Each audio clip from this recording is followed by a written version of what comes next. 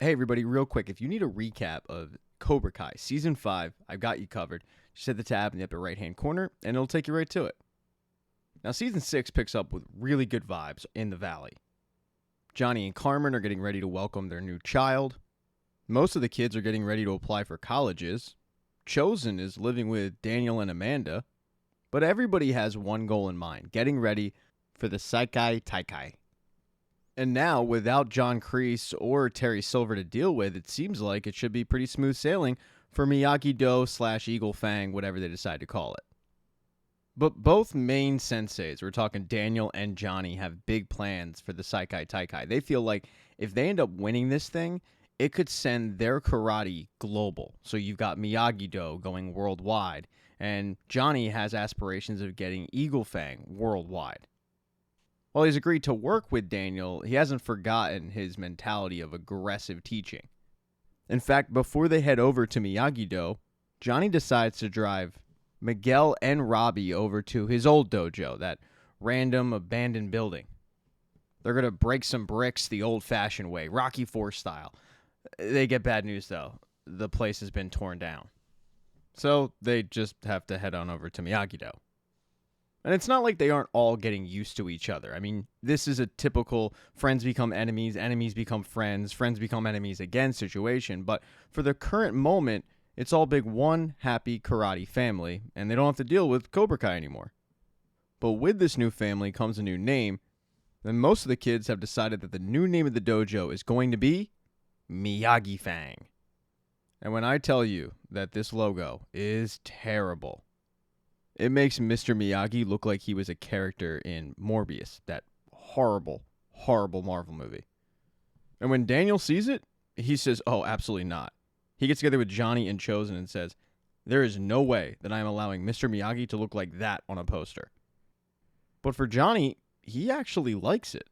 He feels like they'll be able to come to some kind of compromise, but Chosen, who sides with Daniel, is more stern about the fact that they're not doing this Miyagi Fang. No way.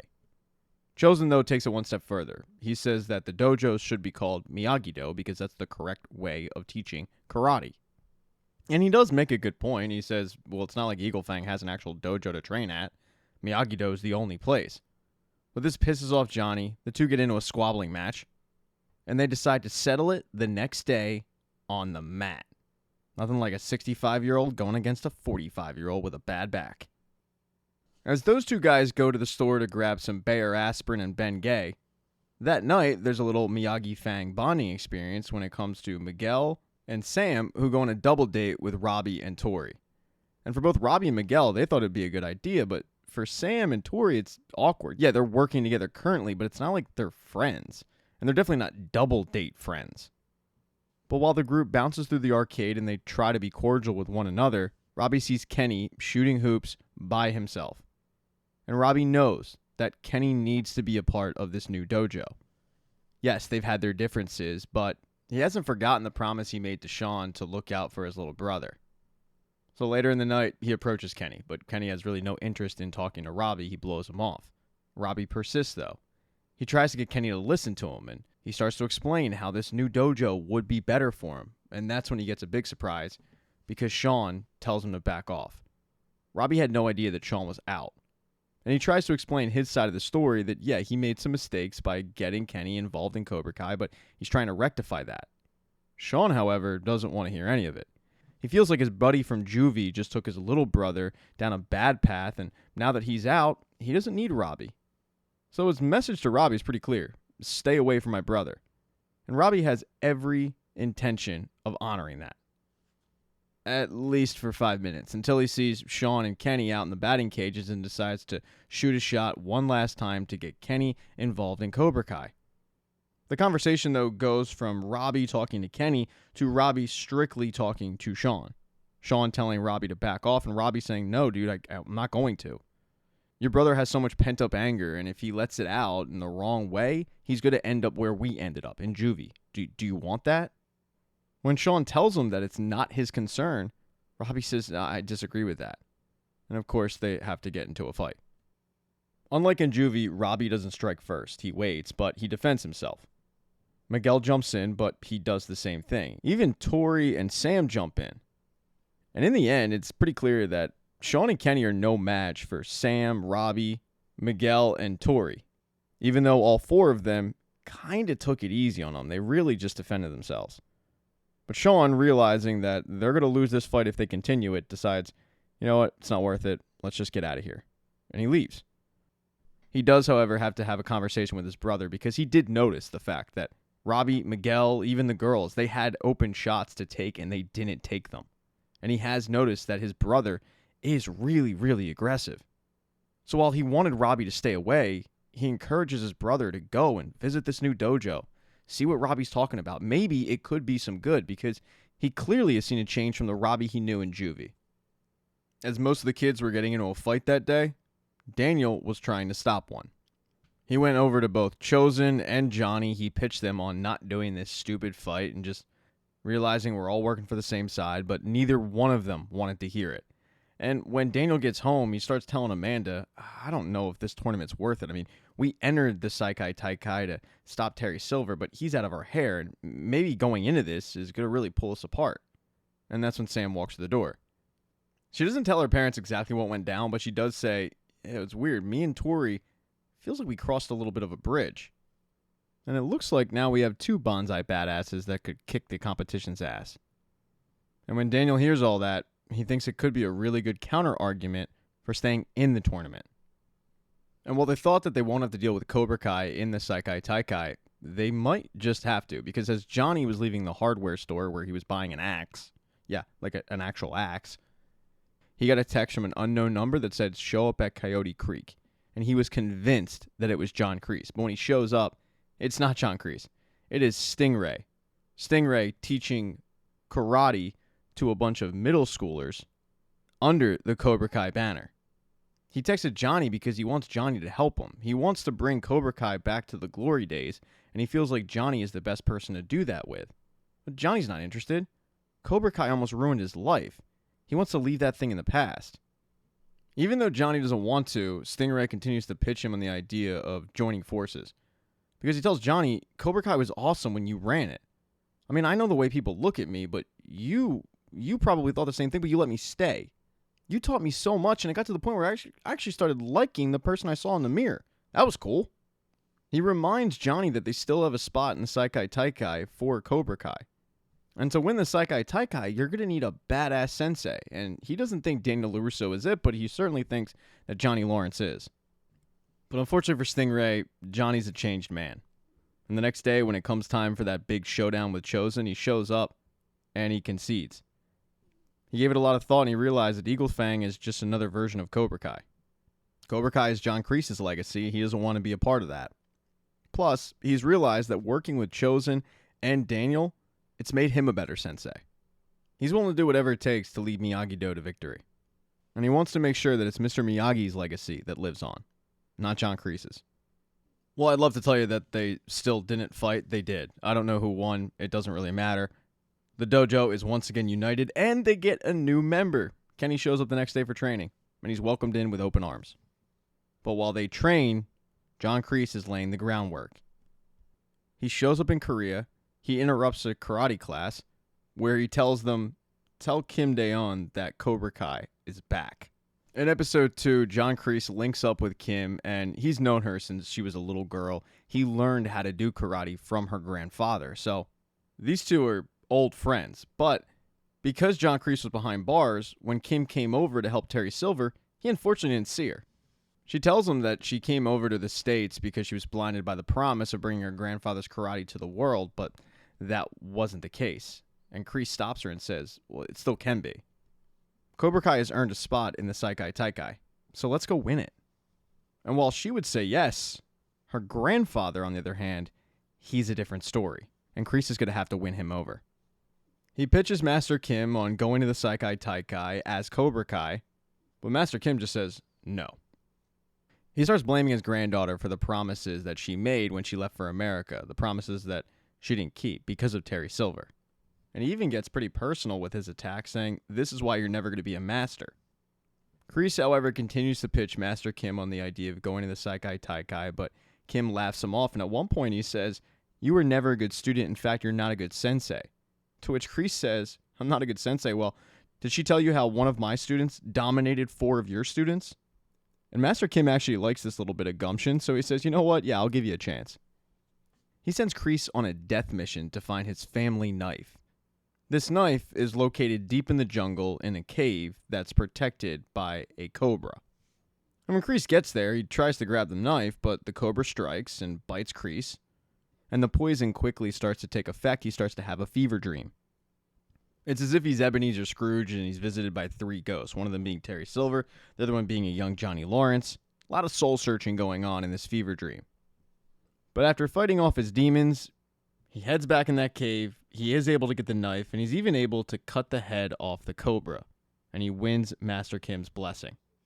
Now, as for life in the valley, it is college application season, and Miguel has his eyes set on Stanford University. He's written his letter. He's planning on doing early acceptance. But he also knows that he probably should prepare for a safety school. One of the reasons why is because Johnny and his mom, they're broke. The apartment they live in just had a little bit of an issue when a septic pipe leaked and burst into their living room. They currently don't really have a place to live. And it's not like you can get a Stanford education via Groupon. So Miguel, who wants to go to Stanford, and Dimitri and Eli, who have aspirations of MIT, decide to go and check out the local college. And they happen to run into 2 old acquaintances, Kyler and Brooks. But the old bad blood that they had for one another is water under the bridge. Brooks and Kyler are actually happy to see Miguel, Dimitri, and Eli. So much so that they invite him to a frat party that night. Kyler's one of the pledges. And as Miguel, Dimitri, and Eli are enjoying the ambiance, they just can't believe that Kyler has seemingly landed on his feet. He seems to be owning this college. That is until they see how he's treated as a pledge. It's as if Miguel has never heard of Greek life. He's shocked at how poorly Kyler is treated, but yet also amazed at how he just accepts it. Miguel approaches Kyler and is like, dude, that's really not cool what they're doing to you, but Kyler brushes it off and says, that's just the way they are, man. It's all right. Once I get into this fraternity, life will be good. Don't worry about it. But later on in the party, Miguel overhears 2 frat brothers say that they're not planning on inviting Kyler into the frat. They're really just using him as slave labor. And later that night, when they make Kyler eat food off the floor, Miguel steps in and says, guys, tell him the truth. And that's when the fraternity brother tells Kyler, yeah, we had a good run, but there is no way we were ever going to allow you in this frat. When Kyler hears this, he tells him, your loss. But then he dumps a beer on him. Because Kyler, knowing karate, knows he can kick this guy's ass, and he does. All of the karate kids start a brawl in this frat house, and shockingly, they all win. They wipe the floor with these frat boys. At the end of the night, Kyler and Miguel actually go and grab a bite to eat. And Kyler confides in Miguel that he had these goals and these dreams, but he didn't stick to them. And he really regrets slacking off in life. And his advice to Miguel is, the safety school is always going to be there. Chase after the dream school. The 2 of them, though, get interrupted by a couple of other Greek members, but these guys are nice. They overheard of what happened at the frat house, and they actually invite Kyler into their fraternity. Because, well, they could probably use his particular set of skills. As Miguel was going to check out safety schools, Johnny was trying to find him a place to sleep. That septic pipe damage is brutal. He heads on over to the LaRussa household and he tells them all about the burst pipe and how right now he's got a bunch of people crashing in his tiny little apartment and he's hoping to find something better. And Johnny suggests bringing Chosen because he watches all these shows like Selling Sunset and Property Brothers. So Johnny and Chosen spend the day trying to find Johnny a rental property, and it does not go well. The first place they check out, Johnny loves, but he insults the realtor. And the second place they go, Johnny also likes, but it's the same realtor. And after the insult that Johnny gave him in the previous house, the realtor tells him, I'm never renting a house to you, ever. It's worth mentioning this realtor is a dickhead. But he's also completely clueless on who Johnny Lawrence is. And as luck would have it, the guy who actually owns the house is well aware of Johnny Lawrence and the lore of the All Valley tournament. He watched Johnny win it years ago. In fact, he's actually kind of starstruck. Johnny pitches this guy on being the renter of his house. Unfortunately, Johnny's credit is horrible and he doesn't exactly have a bunch of money. So the guy tells him, look, with a steady income and a solid deposit, I'll rent you a house. I have a couple of them, so let's just stay in touch. Now for Johnny, it's just a matter of finding a steady income, which he doesn't have. Later that day, he heads to Daniel's because he feels like he's owed some back pay for being a sensei, and he wants Chosen's rate. He finds out that Chosen isn't paid.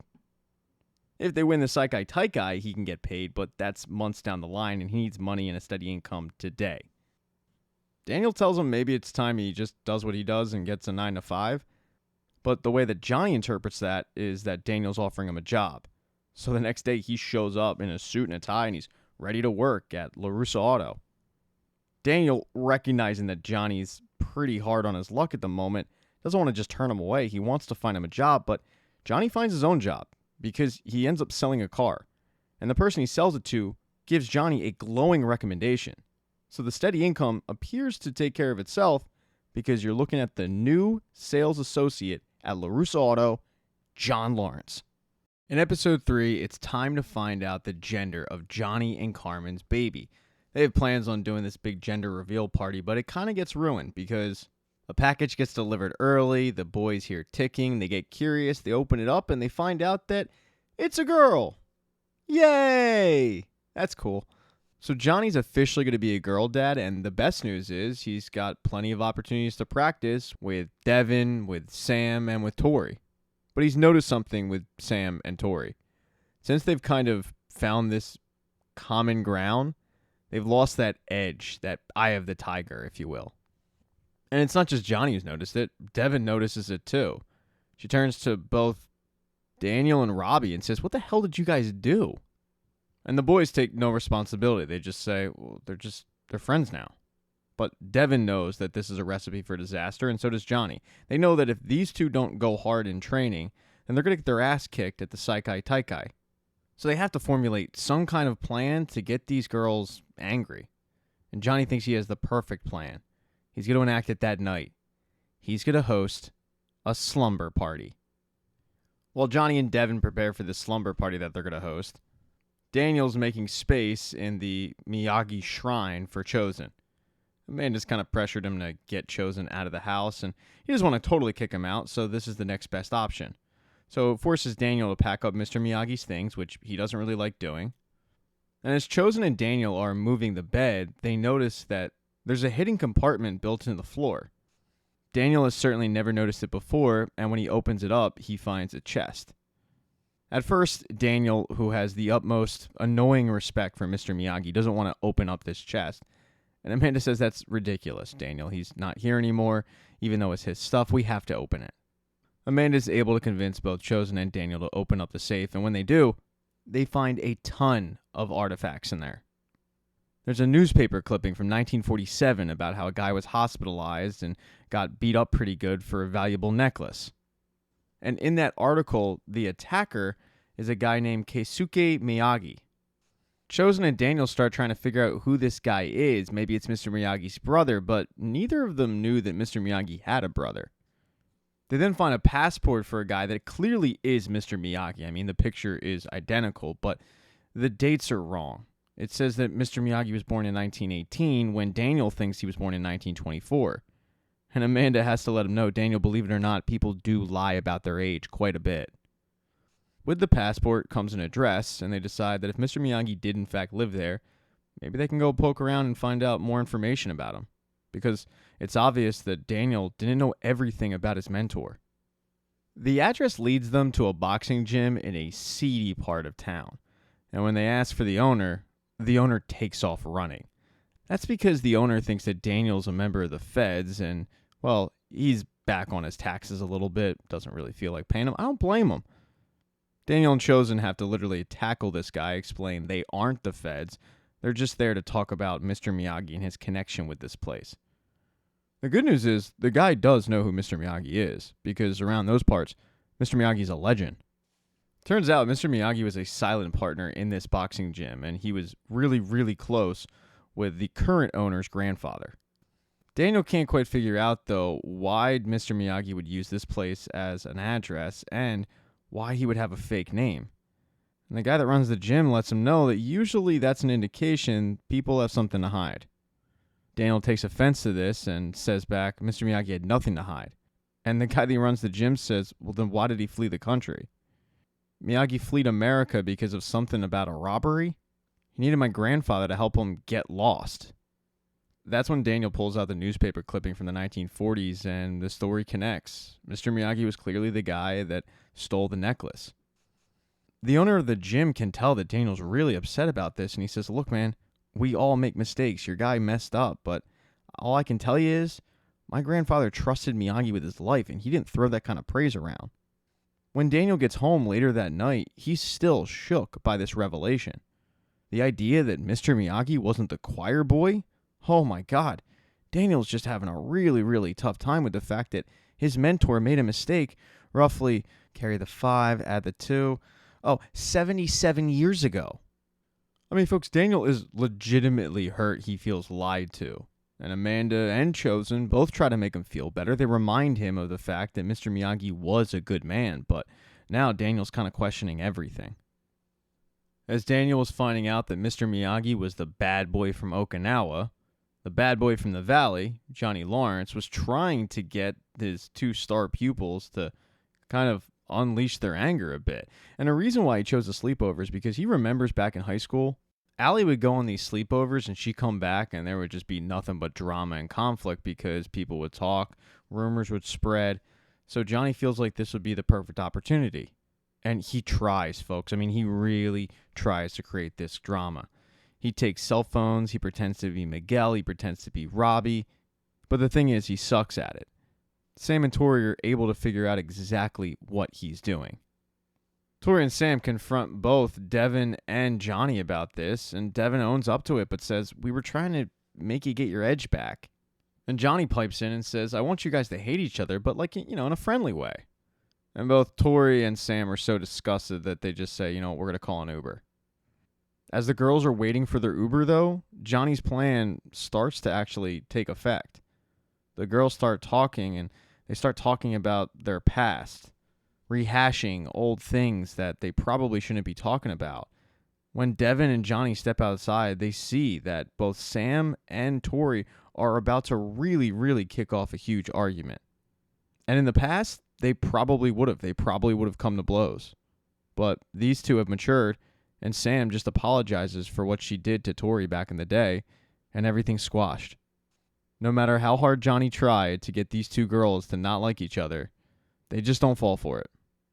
Even though it seems like Johnny failed, the next day at practice, Johnny actually came through. Tori and Sam get on the mat and they start fighting angry. They're not rivals, but they've definitely gotten their edge back. And it's something that is welcomed by both Devin and Johnny. Practice, however, gets interrupted when the big announcement comes from the Sekai Taikai of where it's going to be held. That year's Sekai Taikai will be held in Barcelona, Spain. And all the kids are super pumped to go. The only issue is the head of the council announces that only 6 students from each dojo will be permitted to attend, which means that there's going to be a lot of kids from Miyagi-Do that get left out. So now, who makes the cut? Over in Korea, Cobra Kai is trying to find their 6, and now with Master Kim's blessing, both John Kreese and Kim are able to pick out the best students that she has, and she's got some real killers. Their best student is a kid named Yoon Dong Jin. He wears this cute little patch. Their most talented guy, though, is a guy named Kwon Jae-sung, and he is a straight killer. He's raw as hell. He doesn't follow directions, but what he is the perfect candidate for John Kreese and Cobra Kai. Kim recognizes just how talented Kwon is, but she says he's just always a distraction because he doesn't follow lessons. And Kreese says, well, your grandfather encouraged me to get everybody in order, so I'm going to do that. He doesn't just punish Kwon for being a distraction, he punishes everybody. He forces the entire class to carry these big bags of sand around. Kreese knows full well that the other students are going to be pissed at Kwon for making them do this, and that's exactly how it plays out. That night, a very angry Kwon approaches Kreese and says, really, dude, you tried to get the other students angry at me? What, you think I'm afraid of them? And Kreese says, no, actually, I don't. I don't think you're afraid of anybody, but I do think that if you take your talents and that attitude and harness it, you could be the best student ever. You need to take all that anger inside you and give it purpose. He encourages Quan to break rank and see what he's made of. And Quan takes that, goes back to the other students, including June, and he mops the floor with them. He even takes that cute little patch for himself because he clearly is the top student. With Quan now considered the top dog in the dojo, he's not distracted anymore, and even Kim is very impressed with Kreese's methods. In episode 4, most of the students are very, very stressed out over which 6 people will be headed to Barcelona. But there are some students that are not stressed out at all. And they are former All-Valley champs and runners-up. So basically, Miguel, Sam, Tori, Robbie, they know that they're going. It's only a formality. For the rest of them, though, they're kind of all looking around and figuring out why they won't be going. They're kind of looking around at their competition and realizing that it's going to be really, really tough. Because they also know that Robbie, Miguel, Sam, and Tori are pretty much shoo-ins, which really only leaves 2 spots. Competition is going to be very, very fierce. And when Johnny and Daniel get together to discuss which 6 will be headed to Barcelona, even they can't agree. Daniel has Sam, Robbie, Miguel, Hawk, Dimitri, and Anthony in his top 6. He's leaving Tori out. While Johnny would swap out Dimitri and Anthony for Tori and Devin. It's pretty obvious to both of them that they're not going to be able to come to a complete consensus, so Daniel gets an idea of having an impartial person come in and judge the karate. The problem is, who do you find around that area that could be an expert that would really know what they're looking for? Daniel has the guy, he's just a little sketchy. It's the bad boy, Mike Barnes.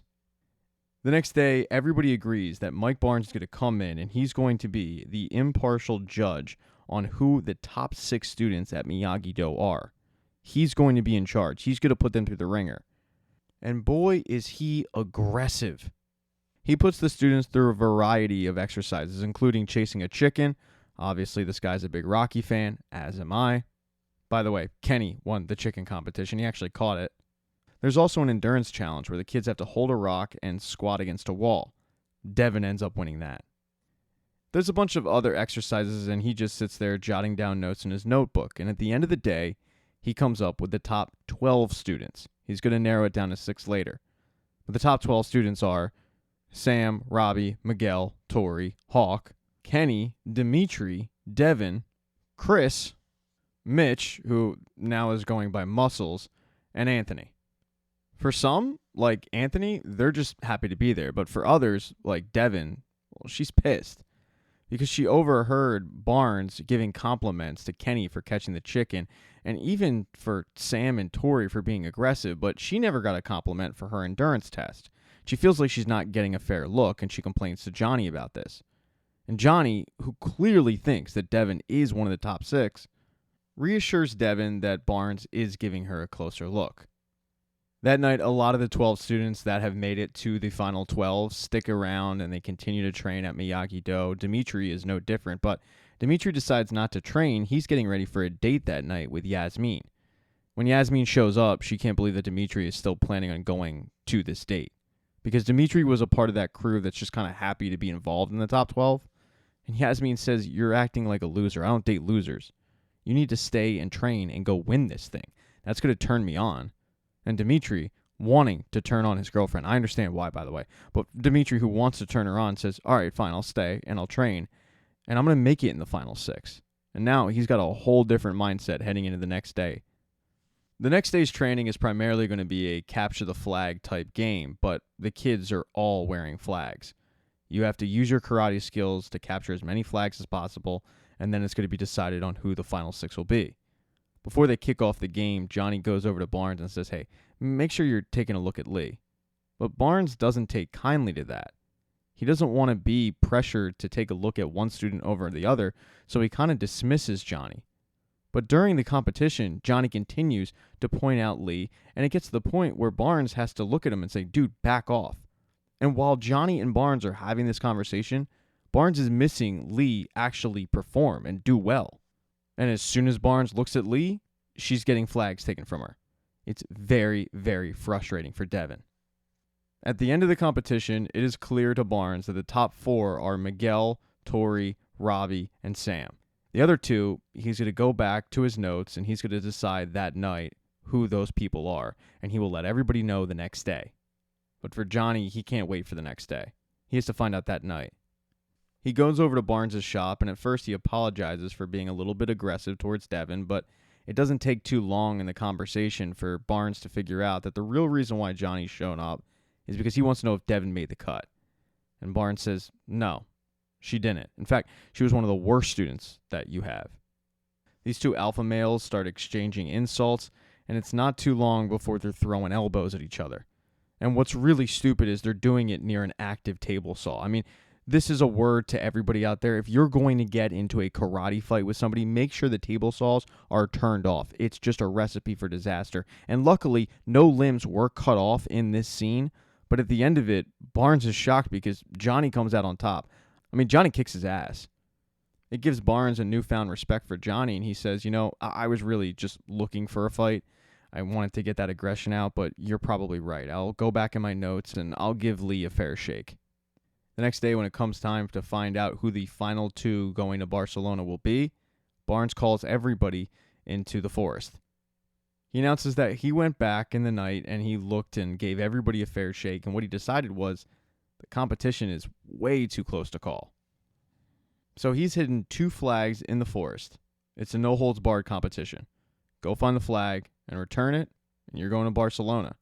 That means people like Dimitri, people like Kenny, people like Devin, they all have a shot at going to Barcelona again.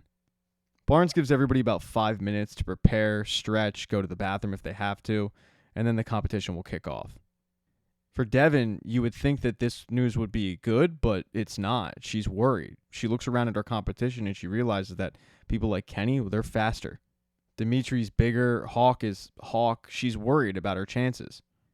Johnny, though, gives her a pep talk and reminds her that she is a true badass, and she needs to get ready for this competition. The competition, though, seems to be secondary on Dimitri's mind. The main thing on his mind is MIT. He's applied for early acceptance. He's really excited about it because he and Eli have been talking about going to MIT since they were in middle school. MIT is something that Dimitri has not shut up about, and it's really annoying to Eli. Because after they went to the local college, Eli realized that he had been so set on MIT that he hadn't given any other schools a look, and he wants to. Not like he wants to go to that community college, but he figures that he probably should give some other schools a shot. He, though, didn't know how to break it to Dimitri that he hadn't applied to MIT yet. So right before the competition kicks off, and Dimitri is questioning Eli on whether or not he's subscribed to the MIT robotics emails, finally Eli says, dude, I didn't apply. And he starts to explain himself, but Dimitri is so upset about it that he doesn't want to hear it. He feels like it's been an act of betrayal because they agreed to do this years ago, and now, well, Eli's backing out. And no matter what Eli says or how he tries to explain it, Dimitri's pissed. They both go their separate ways because they have to get ready for the competition. And when the competition kicks off, it is a fierce battle to the flags. Devin is able to get one of the flags, but it's only at the expense of Kenny. And it wasn't like Devin defeated him with karate. Kenny was done in via X-Lax. Somebody spiked Kenny's water bottle, and it forced Kenny to run back to the camp where he didn't quite make it to the porta potty in time. It was very, very embarrassing. Kenny is convinced that it must have been Anthony because in the previous day, he got a cheap shot in on Anthony. He busted him up. He gave him a bloody nose. And while he was apologetic, the bad blood is still kind of simmering. It's still there. So he was convinced that Anthony's revenge was to give Kenny spiked water. But it actually wasn't Anthony at all. It was Devin. Devin wanted to go to Spain so bad that she cheated. And she is very relieved when she hears Kenny cursing out Anthony. As for the other flag, that came down to Dimitri and Hawk. And Dimitri was certainly not over the whole MIT slight, and he takes it out on Hawk. Hawk takes it a little easy on Dimitri, and it comes at his expense because Dimitri is able to kick him down, grab the flag, return to camp, and Dimitri will be headed to Spain. As everybody's heading to the cars to leave, Johnny and Daniel meet up, and Daniel says, Johnny, you feeling good about this? I mean, Hawk's not going, and we both know that Hawk should be going. By the way, I heard about your little fight with Barnes. You just had to eagle fang your way to what you wanted, huh? And Johnny shoots back, Yeah, even with the Miyagi-Do patch on my back, I'm going to fight for the people I care about. And Daniel throws his hands up and says, look where that got us. I mean, do you honestly believe this is our strongest team? To which Johnny says, yeah, I think they can handle anything. And Daniel looks at him and says, I hope you're right, because we have no idea what we're up against. In episode 5, all the kids head to Miyagi-Do that day for practice. Eli, Dimitri, Sam, and Miguel start talking about their college decisions, and Miguel's a little stressed out because he hasn't heard from Stanford yet. And when Eli tries to make him feel better by saying, well, Dimitri hasn't heard from MIT, Dimitri cuts in and says, oh, yeah, no, I did. I got in.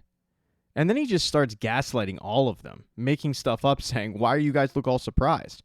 I mean, I worked my ass off to get into MIT. And then he throws all his vitriol at Eli's direction. To say Dimitri's a little defensive right now is an understatement. The two other people that are over in the corner training are Tori and Robbie. And Tori had a really interesting morning. She headed to the hospital to get the latest on her mother, and her mother is doing much better. So Tori was really in a good mood when she left the hospital, but then she ran into a familiar face in the parking lot, John Kreese. Kreese wants to get his champion back, and as Tori tells him, I'm a champion, but I'm not your champion. She tells him to pound sand, kick rocks, and leave her alone. She has no interest in joining any team he's got going or ever talking to him again. She doesn't want the word to get out that she's still in contact with John Kreese, so she makes Robbie swear that he won't tell anybody about this interaction, and Robbie says, yeah, no problem, I'll keep it under wraps. As all the kids gather for that day's lesson, there is one noticeable absence, and it's Kenny. Nobody's heard from him since the embarrassment of the forest. Johnny and Daniel, though, get all the kids together, and they say that now the last thing to do is to formulate the team captains, guy captain, girl captain. They think it's only fair that the top 2 men and the top 2 women go against each other. So that means that Miguel will be going against Robbie and Sam will be going against Tori. It's a rematch of the All Valley. For that day, Johnny's going to lead the training, which Daniel didn't know was the plan. But Johnny says, dude, don't worry about it. You just train them tomorrow. Don't worry, we're all under the same banner, right? Miyagi-Do. And at first it seems like it starts out like that, but Daniel isn't a fan of Johnny's methods, let's call them. I mean, in one instance, he's firing beer bottles at the kid as they try to balance on a raft. It's Miyagi-Do, but it's with a Johnny Lawrence twist. Either way, Daniel has to complain about something that night, so when he gets in front of Amanda, he starts to complain about Johnny overtaking the lesson. Daniel tells Amanda that ever since they found out there are only 6 spots and 2 captains, Johnny's worst impulses are rushing back. If Mr. Miyagi could see what he's done to Miyagi-Do, he'd be mortified. And Amanda says, well, maybe you're right. I mean, how do you really know? After we found out about Mr. Miyagi, anything's possible. But Daniel gets all defensive and he says, I know who Mr. Miyagi was, and this is not what he would have wanted. Over at Johnny's apartment that night, Miguel walks in with some unfortunate news. He got deferred to Stanford. He's looking at it like he didn't get in. Carmen and Johnny remind him that, well, it might not be a yes, but it's also not a no. This, though, makes the captaincy very, very important. If Miguel were to get an honor of captain for a Sekai Taikai team, that could really boost his chances of getting into Stanford, and he knows it. So now beating Robbie is really, really important. The next day, as he's talking to Sam about Stanford and the captaincy, the Sekai Taikai, the whole 9, Robbie walks up. Because Robbie hasn't seen Tori and he hasn't heard from her, which is super, super weird. The two were supposed to train later that day in the park, so he came to Miguel and Sam to find out if maybe they've heard from her. And they say, no, we haven't heard from her. But the idea that Tori and Robbie would be training together makes a lot of sense. So Sam and Miguel decide, yeah, we should probably train together too. That day's training, though, is going to be run by Daniel, as agreed upon by Johnny. Although when it actually comes time to run the training, Johnny feels like he's getting sabotaged. Both Johnny and Daniel are at LaRusso Auto, and Daniel stuck Johnny with the test drive clients. Johnny feels like Daniel is shutting him out of training, but Daniel assures him, no, Johnny, this is not me shutting you out, man. This is Thursday. You always do test drives on Thursday, and I, being the boss, get to leave whenever I want, which is what I'm doing because somebody has to train the kids. I assure you, it's going to be a normal training session. You're not missing much. Daniel, though, completely lied. It wasn't a normal training session. He decided to only train with Miguel and Sam. He goes in the forest and he starts doing the whole Miyagi-Do stuff. And Johnny, who is in the middle of a test drive with a client, notices Daniel's yellow Mr. Miyagi car just parked in the middle of nowhere, and he has the guy stop off. And he confronts Daniel about this, saying, dude, what the hell? You told me this was going to be a normal training session? This isn't a normal training session.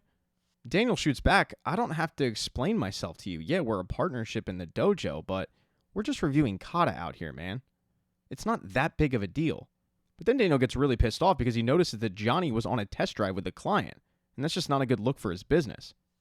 He orders Johnny back to the dealership, and when Johnny gets back to the dealership, he becomes Timu version of Jerry Maguire. He stands up, he says he's going to start his own dealership. Who's coming with him? Well, shockingly, nobody comes with him. But Amanda gets him off the table and into an office and asks him, what the hell's going on? And a very pissed off Johnny explains the situation, and Amanda is able to calm him down by saying it's not that big of a deal, but also letting him in on the fact that Daniel's going through a lot right now with Mr. Miyagi. They found this box, and turns out he wasn't the saint that Daniel made him out to be, so Daniel's a little bit on edge. Cut him some slack. And Johnny says, yeah, okay, I will. After training in the forest that day, when Miguel heads home, he runs into Robbie in the quad. Robbie tried to get in touch with Tori all day to no luck. They were supposed to train in the park, but it forced Robbie to train by himself. And that training by himself gave him a lot of time to do some soul searching. Robbie's finished second year after year after year. This is really his first chance to be a winner, and he knows it. And Miguel just wants to make sure that there are no hard feelings. But a couple words get said that get misinterpreted the wrong way, and it just gets awkward between the two. It only gets broken up when Carmen comes out and says, hey, I made burgers if anybody wants one. But nobody wants burgers. Everybody wants revenge. Now, this is really going to shock you, but when Daniel gets home that day, he complains about Johnny. I mean, he whines his ass off. And Amanda has to let him know, it's all right. Don't worry about it. You're making too much out of this whole situation. Get ready for tomorrow's competition. That's the important thing here. So when Johnny and Daniel get to the dojo the next day, they do have a different mindset thanks to Amanda. They both apologize for the previous day's drama. They remind each other that they are fighting for the same thing here, and they want what's best for the kids. And because of that, Daniel's going to ref the boys' fight to keep Johnny out of it because he's attached to these kids, while Johnny is going to ref the girls' fight. The only problem is, one girl isn't there. Tori's not there. Tori's been missing for a few days. And that's because after running into John Kreese and getting home that night, she found her mother dead. She's been grieving since the moment, going through a really, really tough time. But she hasn't told anybody. Nobody knows what Tori's going through. So when Tori shows up in the middle of Daniel and Robbie's fight, Devin looks at her and says, wow, you're here. Are you all right? And Tori just says, yeah, I'm fine. Robbie's able to win the boys' fight, and then comes the girls' fight. Sam and Tori have come a long way in their feud, and they do seem to be friends, but there's a different look in Tori's eye. You see a little bit of it in the fight when Tori gets a cheap shot on Sam, and Sam is very confused about this. But as the girls continue to fight to the 3 points, Amanda gets a call from the hospital because she was the next in line to get contacted about the death of Tori's mother. And she finds out what Tori's going through. And she tells Daniel, and Daniel steps in right before Tori is about to bash Sam's skull in. And he stops the fight. And no one can understand why. Tori's pissed off. Johnny's very confused. He thinks that Daniel's just on a power trip. And when Johnny says, why are we stopping this fight? Finally, Tori yells, because my mom died. That kind of changes the entire mood of everything. Most of the people there feel like this isn't a good time for Tori to be fighting. The only person that thinks that Tori should be fighting is Johnny, because it's Tori's decision. And Tori wants to fight. She says, my mom would want this right now. Let me fight. But everybody else just thinks it's not a great idea, and Daniel thinks that Tori doesn't really have the right mental state for this. Daniel tells Tori that they can do this another time, but Tori gets so pissed off, she just quits. She storms out of Miyagi-Do, and she says, I'm done. And that means that they have an opening. But before they announce the opening, Daniel and Johnny have to get into it. This has been simmering for a couple days now, and with Amanda out of the picture, the bad blood boils over into a big argument. Johnny feeling like Daniel didn't have a right to step in and stop that fight if Tori wanted to fight, and Daniel saying that's not what's best for the kids. But it culminates in Daniel punching Johnny when Johnny says that Mr. Miyagi wasn't some saint. Johnny doesn't retaliate, though. He just looks at Daniel and says, I'm going to finish this for those kids out there. But once the Sekai Taikai is over, me and you, we're done. We're through. The two senseis then head outside and announce that Hawk will be replacing Tori in the Sekai Taikai. And then they give each member of the Sekai Taikai their headbands. But Daniel notices something about the headband that he's putting on Sam. It looks really familiar.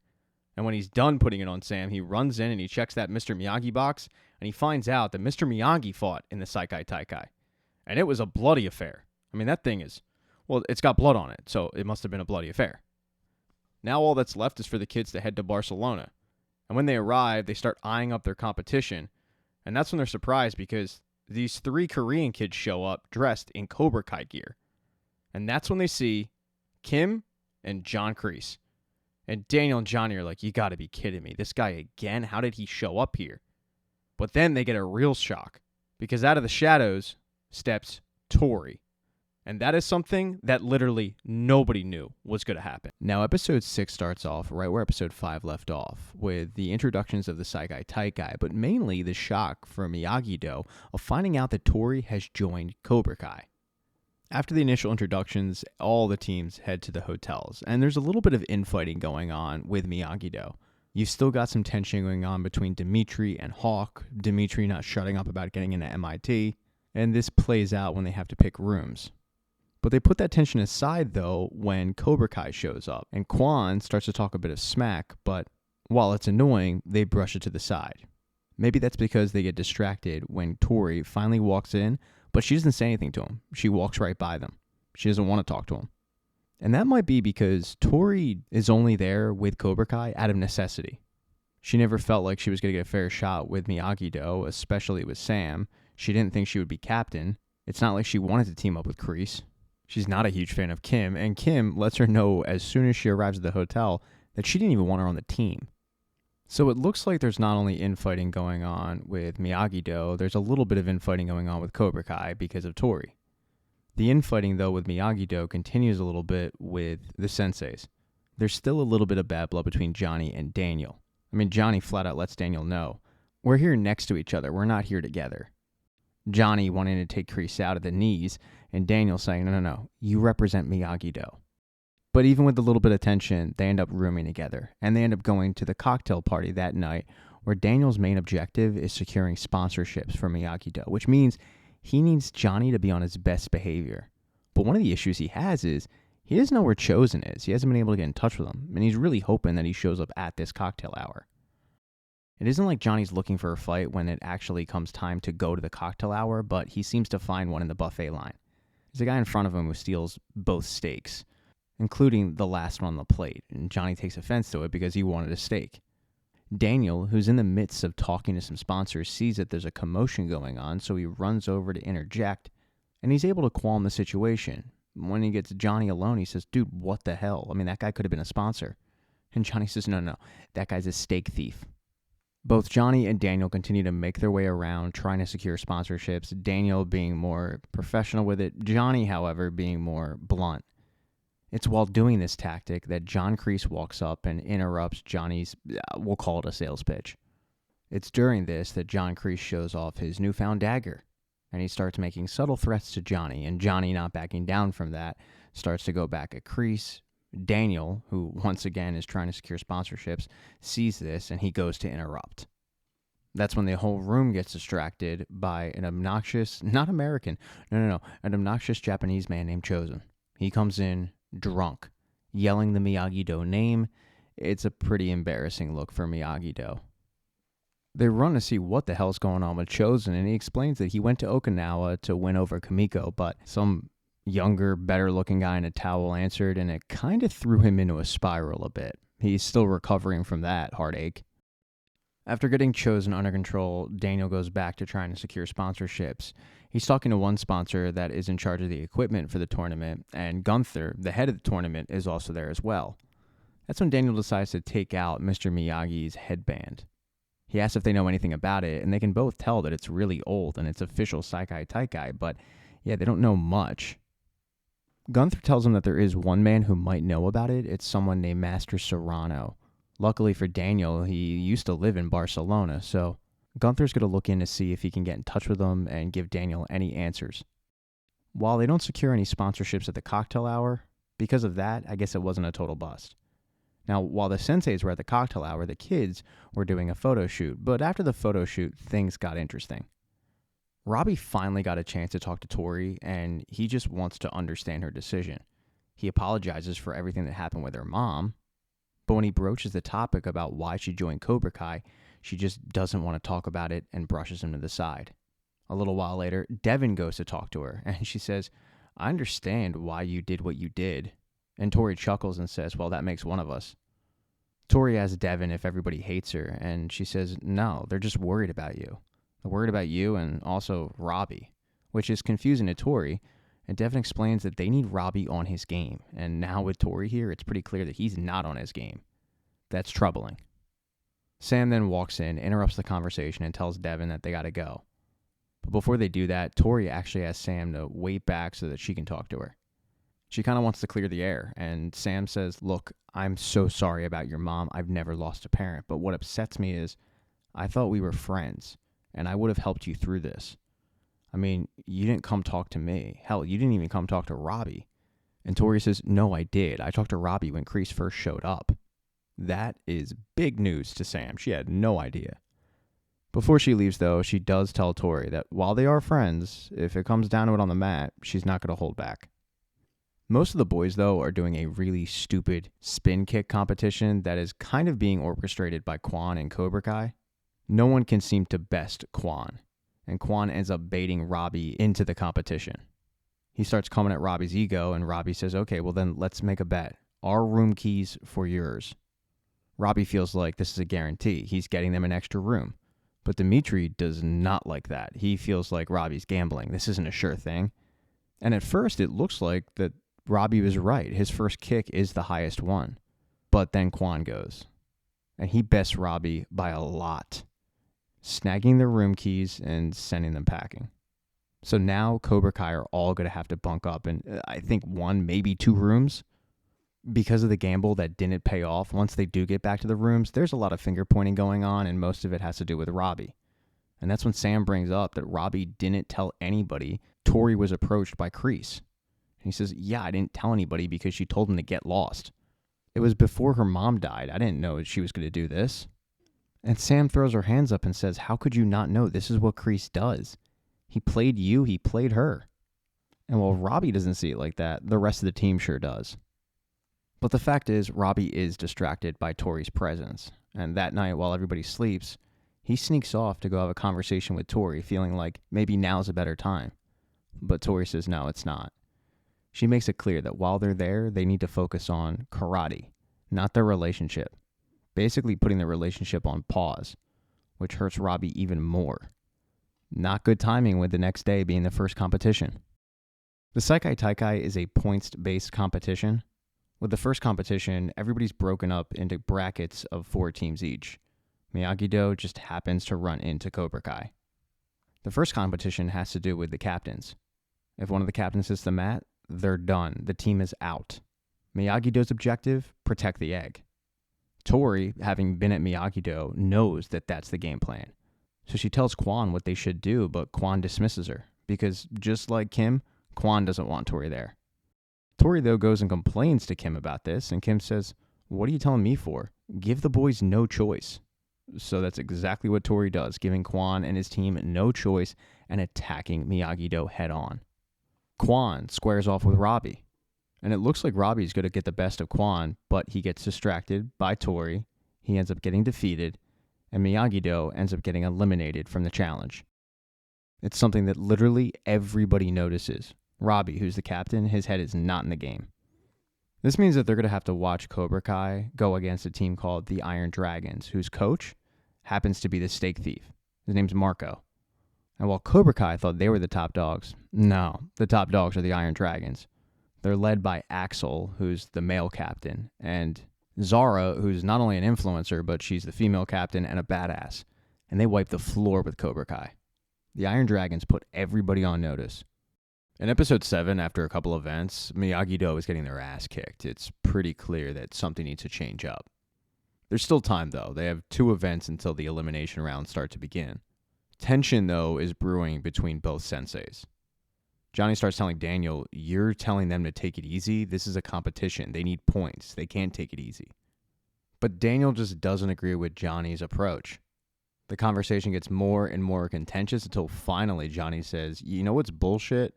You're worried more about honoring some dead guy's legacy than actually winning this competition. You can tell this really upsets Daniel and he wants to say something, but the front desk woman says, "Excuse me, Daniel LaRusso, I have something for you." And when he goes over and looks at it, it's a note from Master Serrano saying that he's willing to meet with Daniel. He knew Mr. Miyagi, and then he gives him an address. When Daniel gets the news, he basically drops everything and he rushes off to this address. He's got a few hours until the next competition, but Johnny's like, "Are you kidding me? You're leaving for this?" And the answer is yes. Daniel is leaving for this. He thinks he has enough time to go meet with Master Serrano and then come back. The tension, though, between what style to adapt for this tournament isn't just between the coaches. It's also between the competitors. While Sam and Devin are taking the elevator up, Sam makes a comment that Johnny needs to get on the same page with her dad. And Devin, who's a ride-or-die Johnny Lawrence chick, says, "Well, maybe your dad needs to open up to Johnny's teachings." The fact is, Miyagi-Do is a splintered mess right now. The biggest issue they might have, though, is Robbie and where his head's at. It's clear that he's just not in it at the moment, and they don't really have time for him to get sad about Tori being on Cobra Kai. They need him to get his head in the game. Miguel, Dimitri, and Hawk sit down and talk about the situation, and Miguel makes a great point. Even if they do get to the finals, it's not going to matter anyway, because Robbie's their male captain. And with where his head's at right now and with the way that he's fighting, he's going to get his ass kicked. Hawk ends up telling Miguel, "If it means anything, we all think that you should be the captain." And then it gets awkward because Robbie walks out of the shower. Yeah, no, he was in the hotel room the entire time they were having this talk. Very rude. Wait for the guy to go to the ice machine or something, boys. Anywho, everybody needs to get ready for the next competition. But when it comes time for that competition, Daniel is nowhere to be found, which means that this is Johnny's show to run. But everybody's pretty concerned about where Daniel is because it's not like him to not show. Especially Sam, it's her dad. But they don't really have any more time to go searching for him because the competition is about to start. And this is Johnny's time to show that his form of karate is the better form of karate. His message is clear. Go after them, attack, score some points. Unfortunately, that tactic doesn't really work either. They probably could have used Miyagi-Do. The only person to score points is Miguel, and after 3 competitions, Miyagi-Do finds themselves in 12th place. Everybody that's wearing a Miyagi-Do gi is disgusted in their performance, and Johnny gets everybody in the locker room to have a sit-down talk. He puts most of the blame on the kids, wondering what the hell's wrong with them. Why aren't they standing up for themselves? And finally, Sam says, "You're putting all this on us? You need to take some blame and responsibility too. If my dad would have showed up today, we never would have lost." Johnny reminds her that he didn't show up, and Sam snaps back, "Yeah, probably because of you, because you keep disrespecting him, trying to prove that your form of karate is the best form of karate." Devin tries to come to Johnny's defense, but Sam puts her in her place, saying, "Your sensei just got you knocked off that board in 10 seconds, so why don't you sit down? I don't even know how you made this team." And that comment cuts to the core.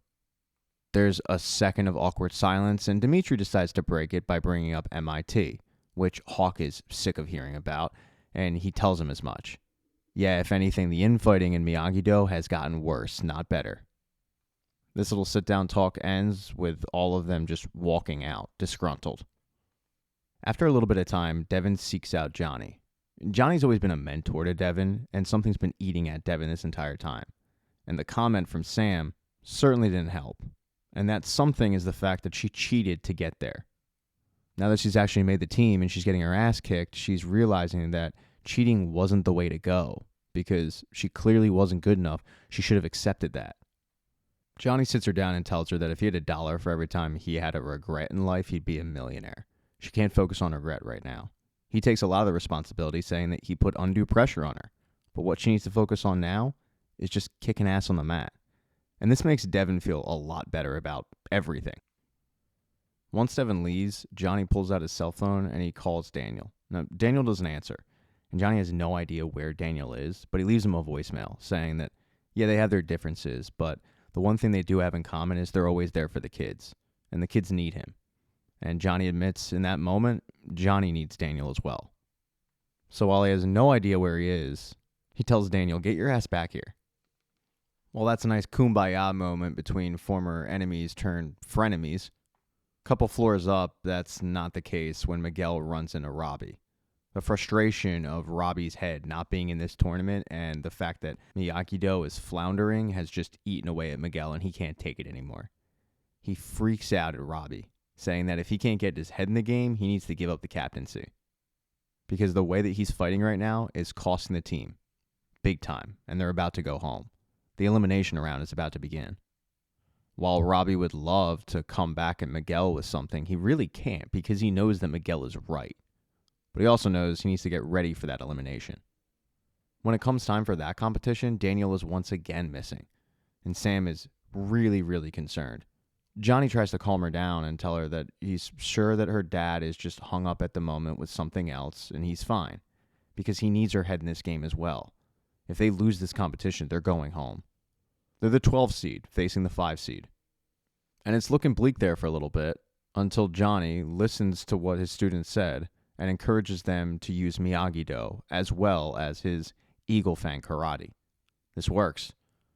Despite, at times, them not being on the same page, like when Dimitri accidentally knocked off his opponent from the platform as well as Hawk, they end up winning.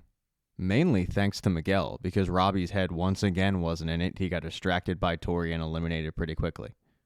It doesn't matter, though. Miyagi-Do is advancing in the tournament. And once it's over, Daniel LaRusso finally shows up in the lobby of the hotel. So where was Daniel this entire time? Well, he went to that address. But it wasn't as it seems. He was quickly attacked and put in a dog cage. He wasn't quite sure why this happened, but he knew he needed to escape. He was able to pick the lock, beat up his captors pretty good. But there was one captor in particular that knew karate well. While Daniel was fighting him off, he somehow ripped off the guy's arm sleeve to reveal a Cobra Kai tattoo. Daniel ends up winning this fight and escaping, getting back to the hotel. And he's certain that it was John Kreese who had him kidnapped. And the first person he runs into in the hotel just so happens to be John Kreese, who's reveling in the fact that Daniel just missed the last 2 events. Daniel ends up jacking up Kreese against a wall, and it looks like he's about to punch his face in when he sees Sam, and his whole mood changes. He gives Sam a giant hug, she fills him in on how they did, and then he goes up to the room to talk to Johnny. He listened to his voicemail, it meant a lot to him. But when he finds Johnny, he's packing his bags. And Johnny tells him that Carmen's rushed to the hospital. He and Miguel are leaving that night, back to Los Angeles.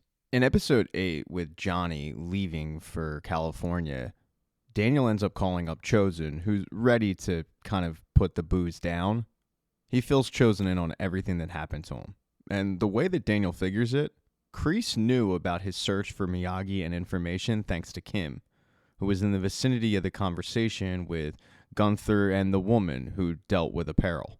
Daniel thinks that Kim told Kreese. Kreese sent this long-haired goon after him. And now he doesn't quite know how to handle it. Chosen feels really bad about not being there for Daniel before, but he assures him, I'm focused now, and, you need some rest. Why don't you get some sleep? Daniel thinks that's a great idea. And he also thinks that the team should also stay in for that night. Everybody has off the next day, and a lot of teams are going out, but Daniel doesn't want Miyagi-Do to do so.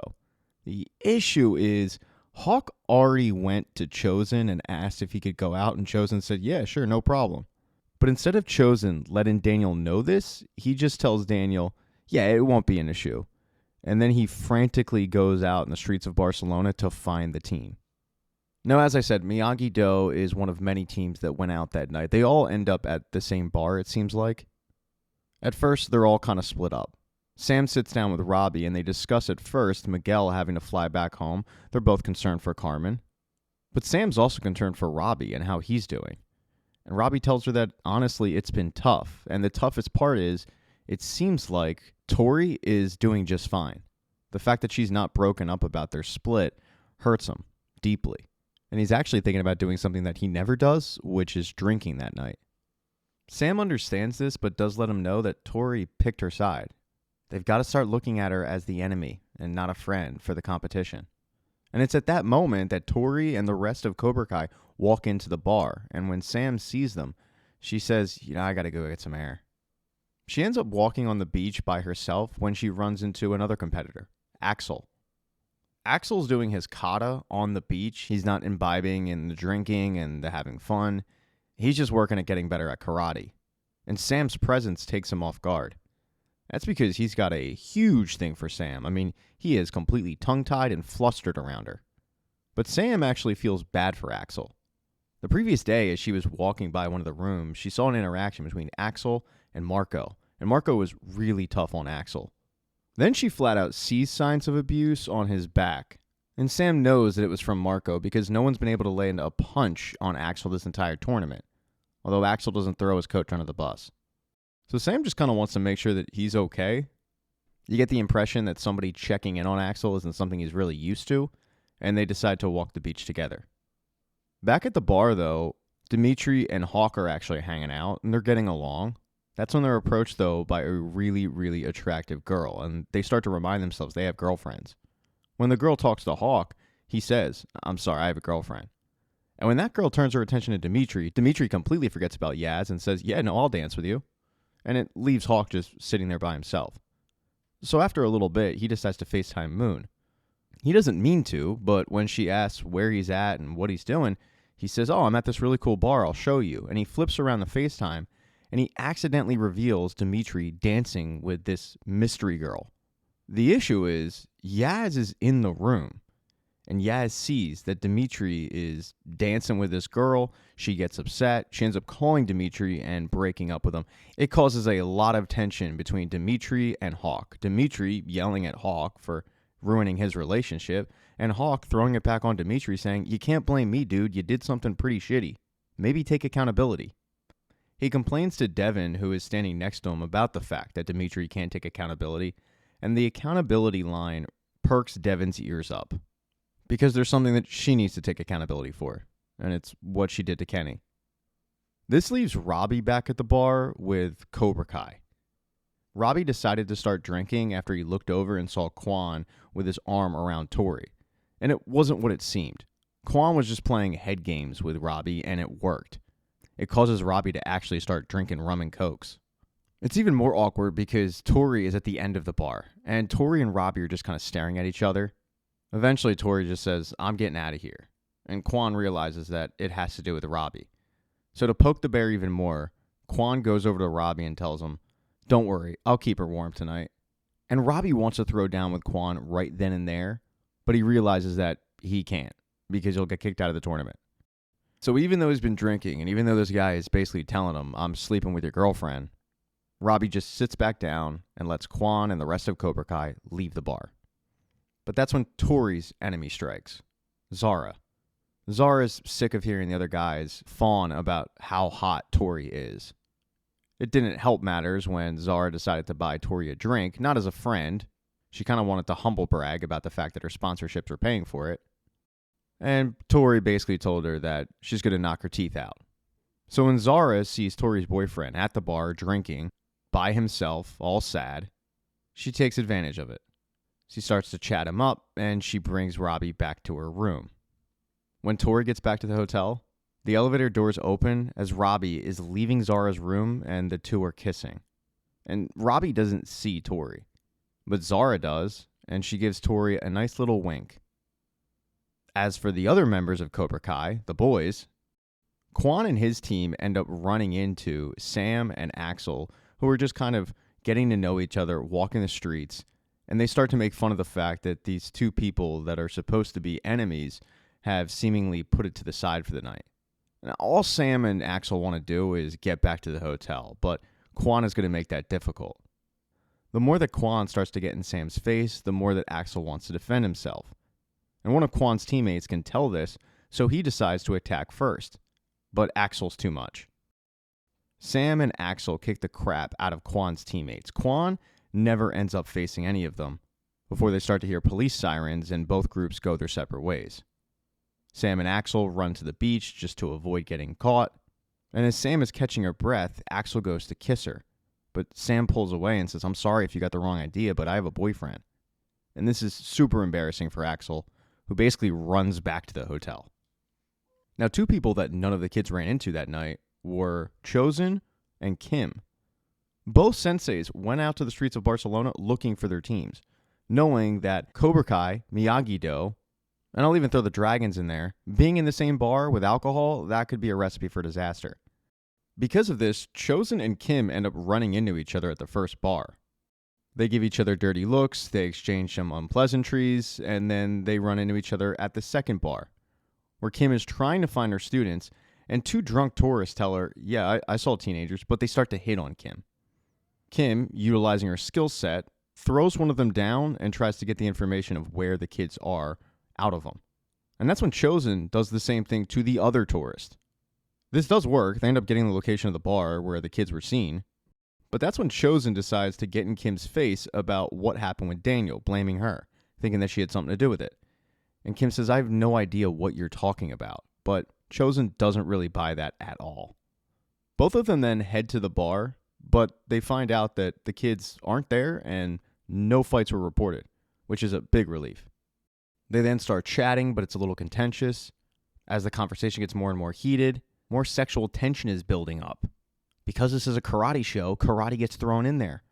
But after some hot moves, some punches that don't land, the two end up kissing, making out. It's hot, it's steamy. And then they do a mistake that every adult does. They go have sex on the beach. Like, there's sand in places that it's uncomfortable. I don't recommend it for anybody. But they end up spending the night together is the point. You do get the feeling that Kim really, really needed this because she's too wound up. The next morning, the two wake up, they go get coffee, and they both agree that this can't happen again. The relationship has to stay professional. They're in a tournament against each other, even if what they did twice was fun. But as they're talking, a guy walks by who fits the description of the person who attacked Daniel. He's got the Cobra Kai tattoo. He's got long hair. So Chosen and Kim follow this guy back to the hotel. Both of them assume that they're going to catch Kreese in the act of talking to this goon. Chosen ends up calling Daniel down to the lobby. Kim ends up calling Kreese down to the lobby. There's a lot of grandstanding going on, but Kreese denies knowing who this person is. But when everybody walks into the room that Chosen and Kim saw this goon walk into, they're shocked. Because the goon wasn't hired by Kreese. The goon was hired by Marco, the head of the Dragons. When Daniel questions him why, he finds out why. It's because all of this has been orchestrated by Terry Silver, who's back. Now, over with Johnny, before his flight takes off, he calls up Amanda and says, I need you to find Kenny Payne right away and put him on a flight to Barcelona. Miyagi-Do needs another fighter, and Kenny Payne would be perfect. The issue is when Amanda goes over to Kenny's house, he tells her, I'm not going. And the main reason why is what Anthony did, or what Kenny thinks Anthony did. Amanda had no idea about any of this. And when she goes home, she looks up the video that Kenny told her was out there, and it is a really embarrassing video. Anthony's cracking up about it, but Amanda doesn't find it funny. And Anthony tells her I had nothing to do with it, but Amanda doesn't care. She demands that Anthony go over to Kenny's house and apologize, because whether he did this or not, the fact is, Anthony has been torturing Kenny since he arrived in town. So Amanda drives Anthony over and waits in the car. But Anthony doesn't apologize. In fact, he ends up chastising Kenny for ratting him out to his mom. And the two end up getting into a tussle on the porch. And that's when Amanda has to get out of the car and she yells at both of them. She explains that this stupid little war that they have is not going to end until someone decides to end it and just be the bigger person. And it doesn't seem like that's going to be Anthony because he just walks off. Amanda, however, doesn't leave Kenny. She sits down on the porch, she talks to him about difficulties in life, and after a little bit, Anthony returns with a bag.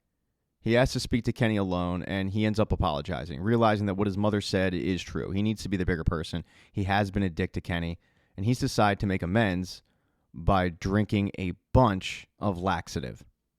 As Anthony starts to drink it, Kenny gets a phone call from Devin. Hawk, talking about accountability, just aided her, so she decided to call Kenny, tell him what she did, and apologize for everything. And while she feels really good about it, and Kenny's not mad about it, the damage to Anthony is done. He's drank the laxative, and it's only a matter of time before he blows up a bathroom. But this gesture ends up squashing the beef between Kenny and Kenny will be heading to Barcelona. As for Miguel and Johnny, their flight from Barcelona to California was rough. The stress of what was going on with Carmen aided both of them. They got into it at times, then they got into it with a couple passengers at times. But when they arrive in California, they're both good. They head to the hospital and they find out that Carmen is fine. She just needs bed rest. And while they're planning on staying there in California with Carmen, she says, no, you guys have to go back to Barcelona and win the Sekai Taikai. So Kenny won't be the only one headed to Barcelona. Johnny and Miguel will be heading back as well. In episode 9, you learn all about how Silver found Marco. He got out of prison and his lawyer got the judge to drop all the charges. He started looking for other dojos that were in danger but were also available to go to the Sekai Taikai, and he found Marco's. Marco is horrible with business. He was in debt. He had lost his dojo, so going to Marco with an offer made perfect sense. And the offer was simple. He was going to front the money for Marco and the Dragons to go to the Sekai Taikai. All he wanted in return was for them to embarrass Cobra Kai and Miyagi-Do. Once the Dragons did that, he would essentially give Marco his dojo back. And that's an offer that was too good for Marco to pass up. While just about everybody in the room wants a piece of Terry Silver, he gets up and goes to a massage. And Kreese is about to stab him with that dagger, but it's Kim who gets in the way and says, not yet, after the tournament. She's condoning murder, it just has to wait. When Johnny arrives back in Barcelona with Miguel and Kenny, he's pumped up. And then Daniel and Chosen have to take him to the side and let him know what they've already told the kids, that Terry Silver's back. And not only do they have to deal with John Kreese, they've got to deal with Ponytail Guy. And like the rest of them, Johnny's pissed off. He can't believe that he weaseled his way out of prison. But unfortunately, there's nothing they can do about it. So they have to go ahead with the tournament and hope that they win. After this little talk, Daniel does pull Johnny aside. He thanks him for the voicemail, but he also lets him know that he's thrilled that Carmen is okay. And it seems like both senseis are on good terms. While that was going on, Devin was giving a face-to-face apology to Kenny for what she did. And Kenny had a lot of time on the plane to think about it, and he forgives Devin because she's always been really nice to him. But the fact that he just willingly forgave Devin, puts up a red flag to Dimitri. He doesn't trust Kenny. He thinks that Terry Silver coming back and Kenny coming back at the same time, it's fishy. He knows that Terry Silver would be up to something, and the way to take down a dojo would be to put a mole in there. And he thinks that Kenny is a mole. He tells Sam, he tells Hawk, and he's making a really compelling case. So when it comes time for the next event, that is in the back of their heads, that Kenny might be working for the opposition. And this event is team-oriented. It has to do with tagging in your teammates to help out. When it comes time to tag in Kenny, they don't do it. They completely ignore him. And they lose. Now they are one loss away from going home for good. With the loss, there's a lot of finger pointing. Everybody's pissed off. Miguel questions why Hawk didn't tag in Kenny. And Hawk's honest and says, he just got here. You expect us to trust him already? Which Kenny takes offense to. So Dimitri just calls him on it and says that he thinks he's a mole, which Kenny takes even more offense to. He can't believe that he just flew across the world to help them win, and this is the way he's being treated. But the infighting is put to an end when Robbie gets in the way. He takes responsibility for the loss. He tells him that it's not Kenny's fault. And then he storms off because he's pissed. The fact that Miyagi-Do is seemingly falling apart isn't going unnoticed by the coaches. And Daniel makes the point that they haven't even faced Terry Silver's team yet, and they're already falling apart. His head games are clearly working. And Johnny says, well, if he wants to screw with us, let's screw with him right back. But Chosen has a better idea. To have Kreese do the dirty work for him. Kreese has been carrying around that dagger like I carried around my hologram Charizard card back in 1999. It can't get out of his possession. So when he leaves it in his locker, Chosen sneaks in, steals it, and leaves a flyer for a massage. This works because once Kreese goes in and sees that his dagger's missing with the massage coupon, he hunts down Terry Silver and he punches him in the face, demanding to know where it is. And in typical Silver fashion, he laughs it off. He has no idea what he's talking about. But Kreese wants blood. He's only stopped when Gunther gets in the way and warns him that he'll kick him out of the tournament. And Kim has to calm him down. But this little plan to get Kreese and Silver at each other's throats does work. Now all they have to do is fix their own team. And Miguel is well on his way to doing that. He knows that Robbie needs to get on his game, and what they've been doing to Robbie isn't working. Just like Kenny, he had a lot of time on that plane to think, and he realized that he's being an asshole to Robbie.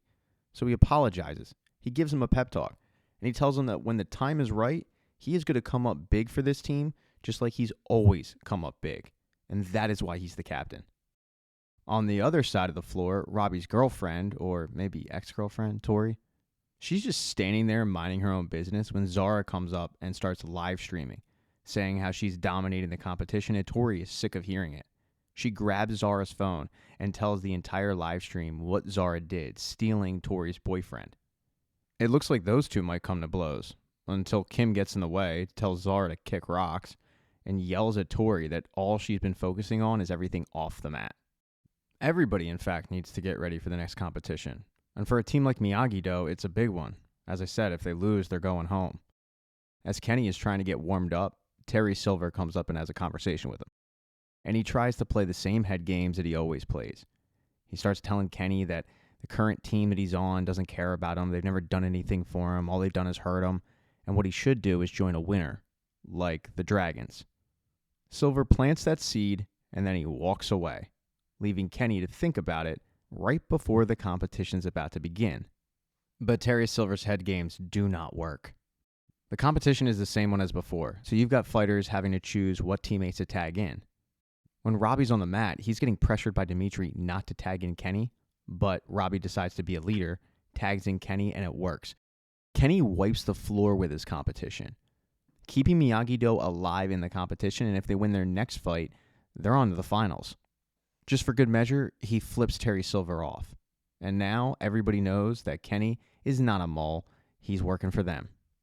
After the victory, Kim walks up to Chosen. She's been able to figure out that it was Chosen and not Terry Silver who stole the dagger from Kreese's locker. She thinks he's an idiot for doing this. She explains that Kreese is a powder keg, and that explosion can be easily directed towards Chosen's direction, so what he needs to do is put the dagger back. And Chosen thinks about it, and he does end up putting that dagger back. The rest of Miyagi-Do, though, they're sitting in the locker room waiting for what could be their final competition. And it's all sinking into them that this could be their final competition, that they've come a long way, that they've fought a lot. In fact, they fought a lot with each other. And that's when bridges start being built, fences start being mended, hugs start being given. It's a beautiful moment. And it ends with Robbie leading a Miyagi-Do chant. They're fired up as they go into the final fight. And it's going to be against Cobra Kai. They then head out to the mat, and Kim did a really good job of firing up Tori to go right at Robbie, which he wasn't prepared for. Eventually, though, both of them tag teammates in, and they're standing kind of next to each other. And Robbie can't figure out why Tori is so mad at him. And she yells at him, "I said a break, not hook up with other people." To which he says, "What about you and Quan?" And she can't believe that he bought that. She tells him that that was nothing, that Quan was messing with him, and he got played. And that infuriates Robbie. So when he gets tagged in, he wants Quan, and he destroys him. I mean, he embarrasses the hell out of Quan. Miyagi-Do is advancing, and Cobra Kai is going home.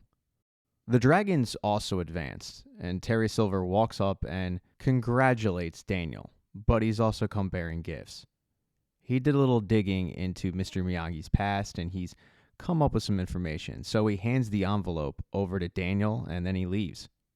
According to the records, Mr. Miyagi killed somebody at the Sekai Taikai. In episode 10, Daniel, Johnny, and Chosen go to confirm that Terry Records' papers are legit. And Gunther confirms, yes, they are legit. Back then, the tournament was run a little bit differently. It was more dangerous, and unfortunately, every once in a while, a death would happen. And you can tell this crushes Daniel. While his friends are there for him, they also have a tournament to get ready for. And for some teams, they have a plane to get ready for. That team being Cobra Kai. Cobra Kai, as well as all the teams, are hanging out in the hotel lobby, and Axel is giving death stares to Miguel, which Miguel can't quite figure out why he's doing that. He mentions it to Sam, and that's when Sam lets him know about their little run-in on the beach, and how he got the wrong idea. It's clear that Axel isn't taking it well that Sam had a boyfriend, which is understandable. He spent all of 12 minutes together, and they fell in love. While Axel and Sam's relationship doesn't even get off the ground, Robbie is trying to save his with Tori.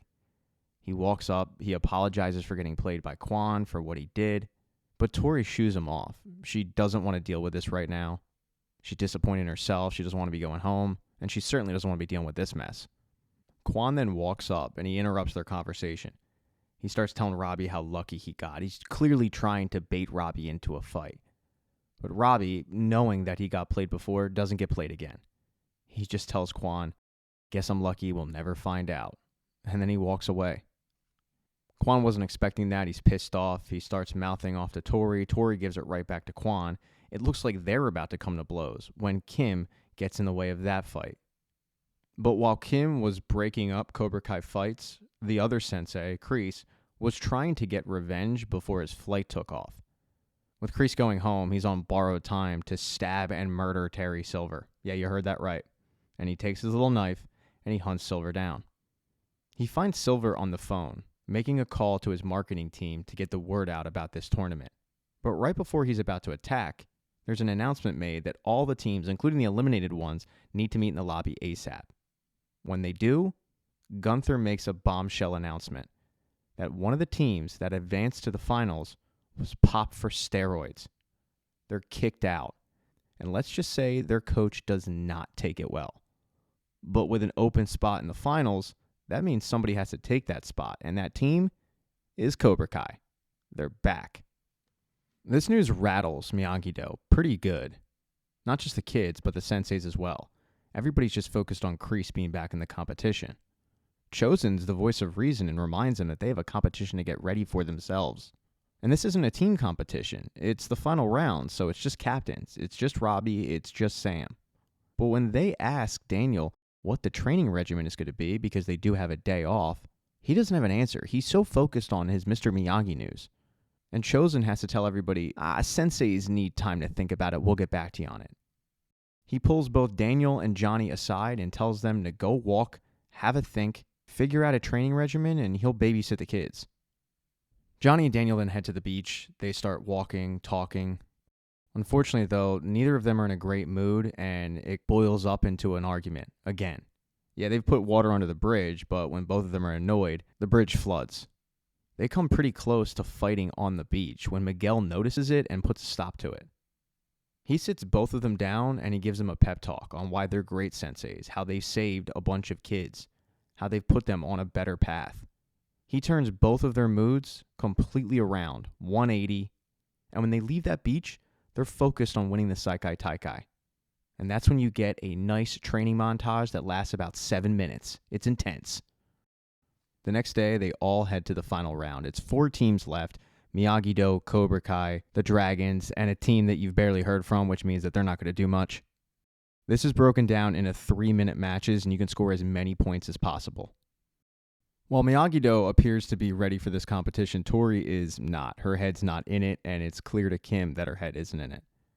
As Tori is watching Zara dominate her competition, Kim walks up and starts to give her a little bit of pep talk, but it doesn't really work. Tori turns it on Kim, asking if all of this was worth it. Being pushed so hard, giving up your personal life, your possible dreams. And Kim instinctively says yeah, but it's obvious that Kim's never really thought about how much she truly has given up to the sport of karate, and how winning this competition means everything, and if she loses it, then what has her life amounted to? Kim just once again doubles down on this, telling her that it was absolutely worth it, and walks off. Zara easily wins her competition and makes it clear that she's looking forward to fighting Tori. But then the next competition rolls around, and it's Robbie versus Axel. And this is Robbie's toughest test yet. Robbie throws everything he's got at Axel, and none of it works. Axel's way too good.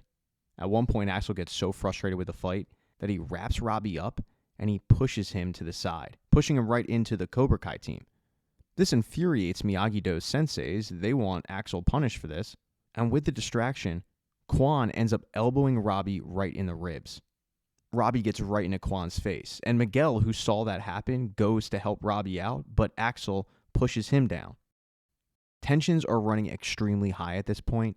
Everybody's going at each other, and Gunther hops on the mic and tries to restore order, telling all the teams to get off the mat. That's when he's knocked out by the sensei who was leading the team that got kicked out of the tournament. That roided up meathead then turns to the crowd and yells, "Let's go," and an all-out melee ensues. Everybody's fighting everybody. A couple of the senseis try to restore order, but none of that works. In fact, you've got some senseis fighting each other, like Marco going after Johnny. And that's when Kreese finally thinks that this is his opportunity to go after Terry Silver. He finds Terry Silver in the backstage area, all alone. But when he goes to pull out his dagger, he finds that it fell out. It's on the mat somewhere. So he's going to have to fight Terry Silver just with his bare hands. As they're going at it, Quan wants revenge on Robbie. Robbie was busy saving Tori from Zara, which is a big surprise to Zara. She can't believe that Robbie is choosing Tori over her, but Robbie says it's an easy decision. Quan then attacks Robbie. Sam tries to come to Robbie's defense, but Quan attacks her as well. And when Axel, who was trying to kick the crap out of Miguel, sees that Sam was attacked by Quan, he goes nuts. He starts kicking the crap out of Quan, knocking him into one of the TV cameras. Oh, yeah, did I mention? This thing's being broadcast out to the world. In fact, Amanda LaRussa and the rest of Miyagi-Do were having a watch party. They're watching all this go down. And they see Quan knock into the camera, his face all bloodied up, and that's when he notices that Kreese's dagger is not far away. He picks it up, he runs towards Axel, goes for a spinning kick, but instead of landing it, he falls on the dagger, screaming in pain, putting a stop to the fight. This even puts a stop to the fight between Kreese and Silver in the backstage area. Daniel goes to check on Quan, but when he flips over his body, it's clear that Quan is dead. Because Quan has lost a lot of blood, he's not responding, and it looks like the Sekai has their first death in a long, long time. Now, part 3 picks up 1 month after the events of the Sekai Taikai. Everybody's just kind of trying to get by with their life. Overseas, they have to bury Quan's body. Both Kim and Kreese blame each other for what happened, but the big concern is the fact that Kim knows they're going to have to face the wrath of her grandfather eventually, and they do. Shortly after the funeral, though, they get word that the Sekai Taikai can return if all the teams agree. And this is all thanks to Terry Silver. He searched out the head of the Sekai Taikai, and he made some really compelling points on bringing it back.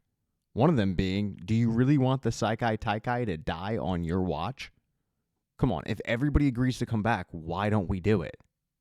Gunther, the head of the Sekai Tai, agreed that he would reach out to the teams that are still in the tournament. Those being Miyagi-Do, Cobra Kai, and obviously, the Iron Dragons are already back. So Kim brings it up with Kreese, and normally Kreese would be all about getting back in the competition, but after what happened with Quan, he's not so sure. As the two are discussing this, Kim's grandfather walks in and says, oh, we're going to the tournament. We're going to avenge the death of our fallen student. But in order to win the tournament, it's going to require a special lesson.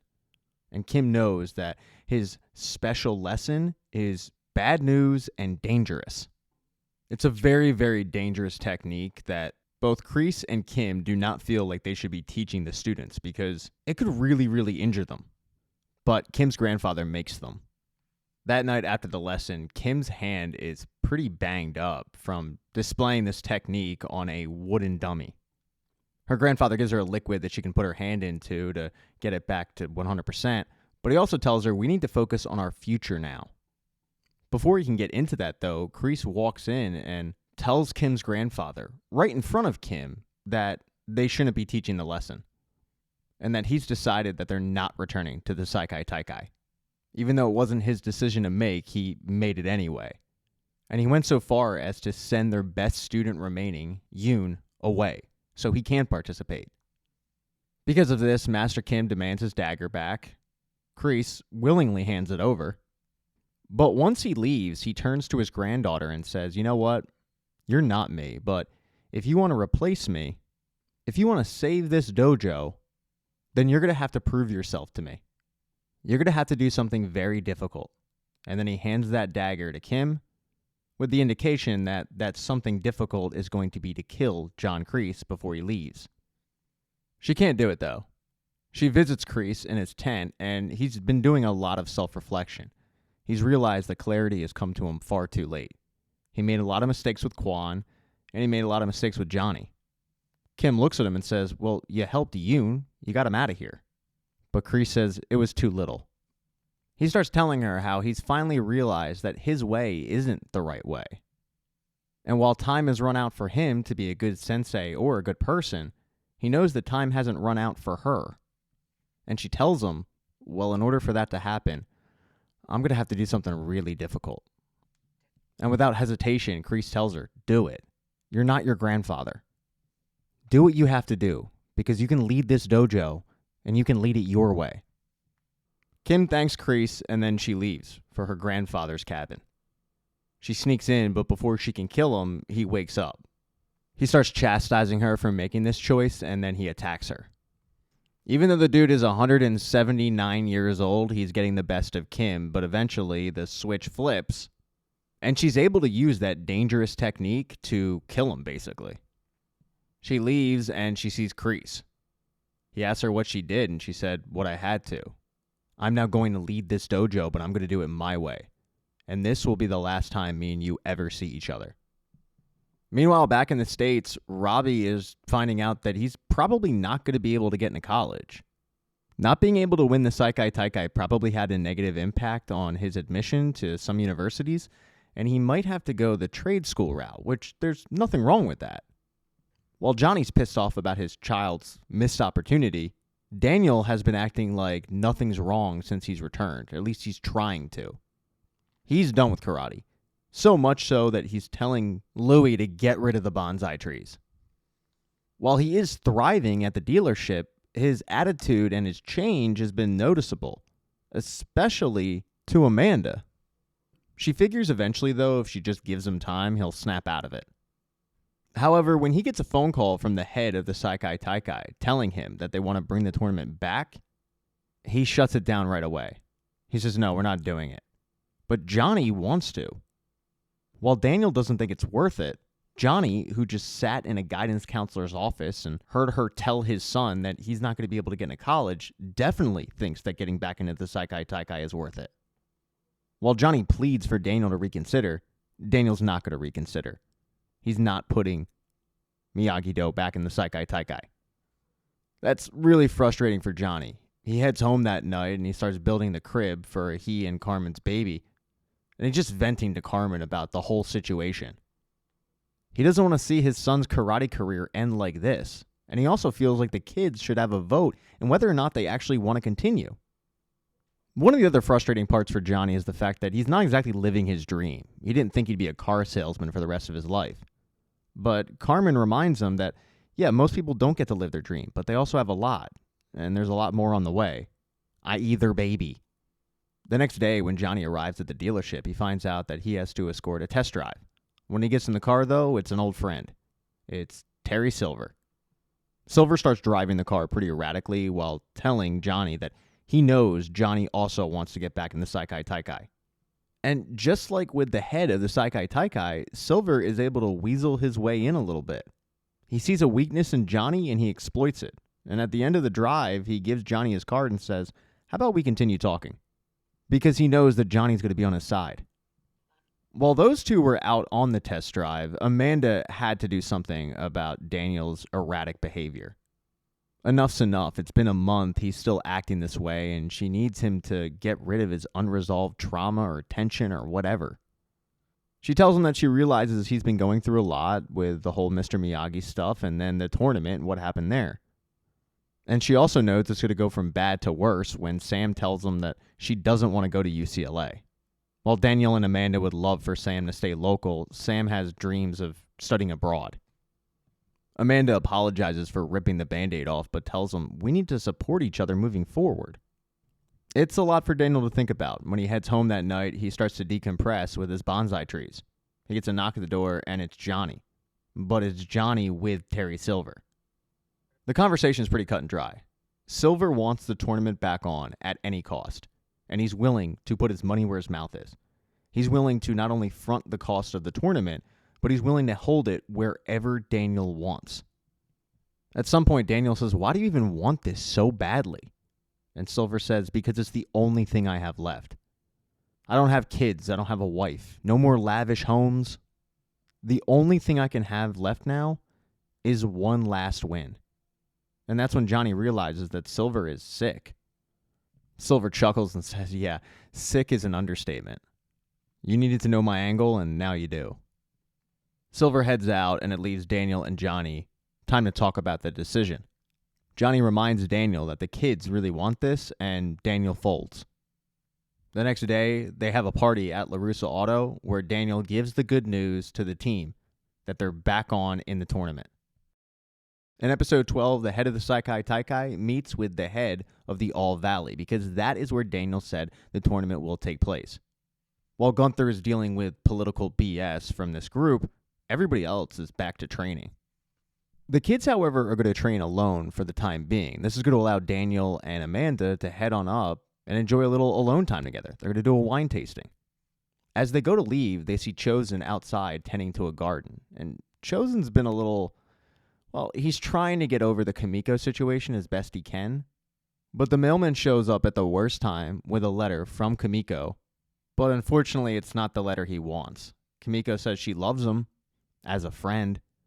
Yeah, Chosen just got friend zoned, which is something I'm very familiar with. And the DMs are very much open. Anyway, we're moving on. A very dejected Chosen heads on in the house to watch Storage Wars, and Daniel tells Amanda, we can't leave him alone. I mean, you didn't see him in Spain. He was a mess. We got to bring him along. Amanda even has a great idea. She's going to bring Moon's mom, Winnie, along and do a blind date. Chosen's a little standoffish about this whole blind date idea, and Amanda and Daniel really talk up Moon's mom, Winnie. You definitely see where Moon got the whole astrological thing from. Winnie's all about that aura and gemstones, all of that, which is the exact opposite of Chosen. He doesn't believe in any of it. They end up, though, finding common ground. While, yeah, she's into all that stuff that Chosen isn't into, she also really likes Storage Wars, which is one of Chosen's favorite shows. She's even able to convince Chosen to do a tarot reading card. She flips over one and sees that he's been dealing with a severe loneliness, which definitely fits. And then there's the death card, which is like, well, someone's dying. She wraps it up by saying that she feels like the journey he's been on is about to end and somebody with his strength and resolve will be waiting on the other side. Right away, Chosen thinks that maybe she's talking about Kim. Chosen, however, feels like that's not possible, and when he says, no, you can do it, you're choosing not to. And Chosen appreciates her message. Meanwhile, Daniel and Amanda went off to get drunk and fester on one throwaway comment that Winnie had. Winnie has a daughter that already went off to college, and Winnie said, nothing prepares you for the heartache of seeing your firstborn go. And when both Daniel and Amanda heard that, they just harped on it. But then they get word that Carmen has gone into labor, and everything changes. They got to get back into the city. This couldn't have happened at a worse time for Johnny. He got pressured by Carmen's mom to propose, so he started looking up the details on how exactly he was going to do that in order to make it a special occasion for her. He even goes and talks to his friend Bobby about it, whether God would punish him for bringing a baby into the world out of wedlock. And Bobby says, no, Johnny, he's not going to punish you for it. They have a really nice chat. Johnny feels better about the situation, and then he goes off to continue to do research on how he's going to propose. Somehow in one day, he found time to go to the church, talk to his friend, go to a cooking class, buy a suit, and buy flowers. I mean, it was like the most productive day I've ever seen. But that all changed, obviously, when Carmen went into labor. Meanwhile, Robbie was over at Miyagi-Do training because he knows he's going to have to take on Axel now that the finals are back on. That's where Hawk and Dimitri come in. They've created an AI simulation that mimics everything that Axel has ever done. Miguel is going to be playing Axel, and Robbie will just have to fight him. But Robbie is really, really struggling with this. He just can't seem to beat him. And not only can he not seem to beat him, but according to the computer, his odds of success continue to go down. He gets so frustrated he walks off.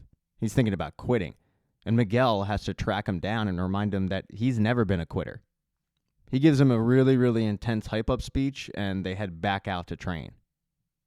Meanwhile, Sam went to go track down Tori, who has no interest in returning to the Sekai Taikai. She's done. And while Sam wants her to return to the tournament because she wants to beat the best, she realizes that if Tori is not going to compete, Tori would make an amazing training partner. It takes a lot of work, and Sam also kind of gives Tori a hype-up speech, but it's more about, you're not going to lose your friends because you put on a Cobra Kai gi. Trust me, we have your back. Tori hasn't officially agreed to enter the tournament again, but now she's leaning towards it at the very least.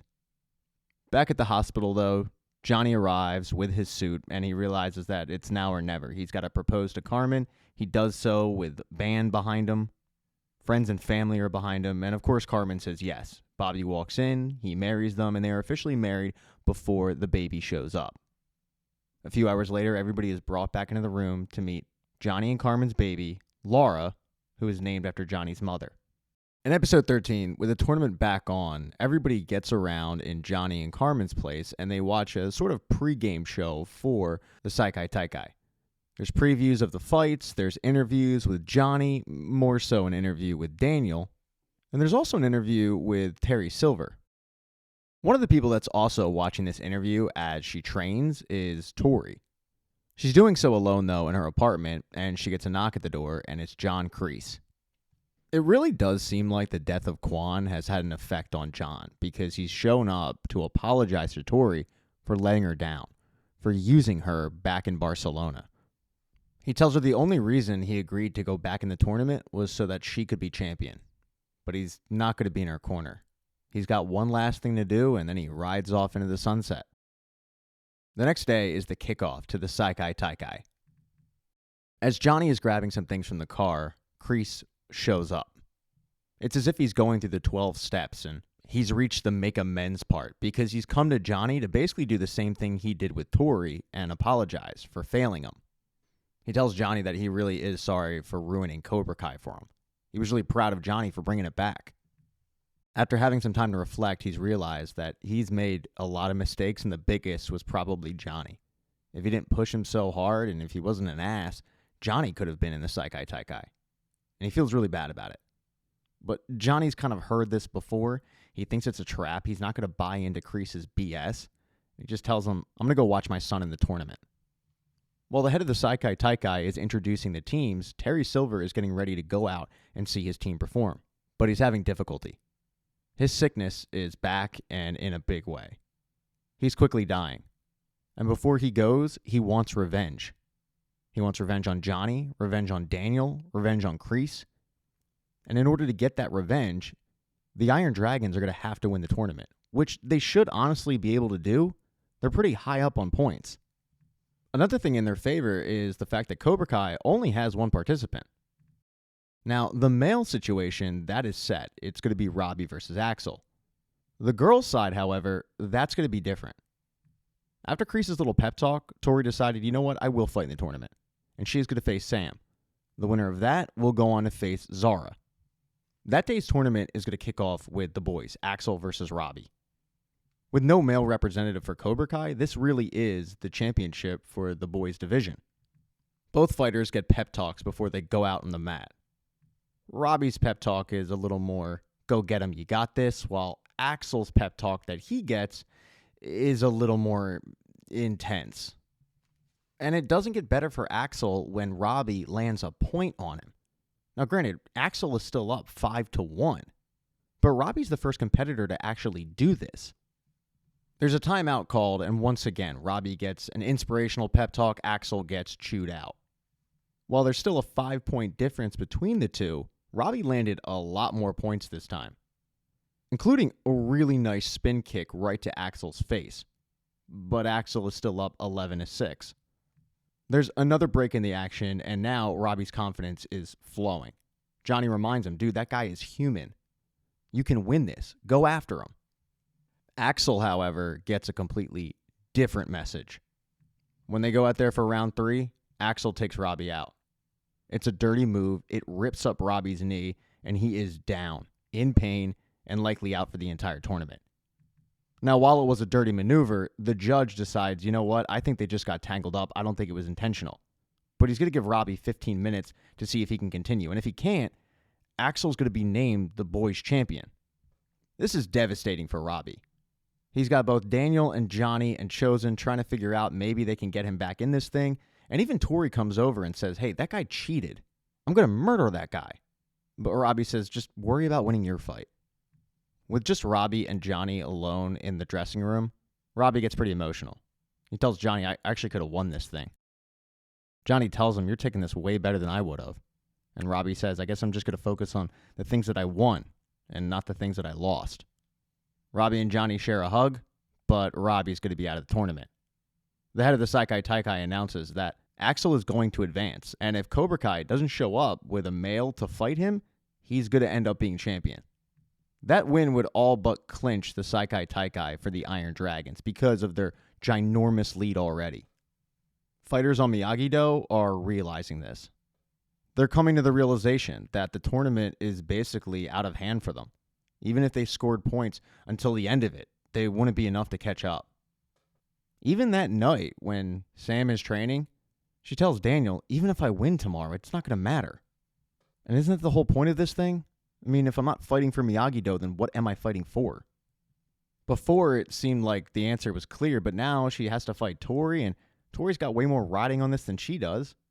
It just seems like Sam's head is out of the game.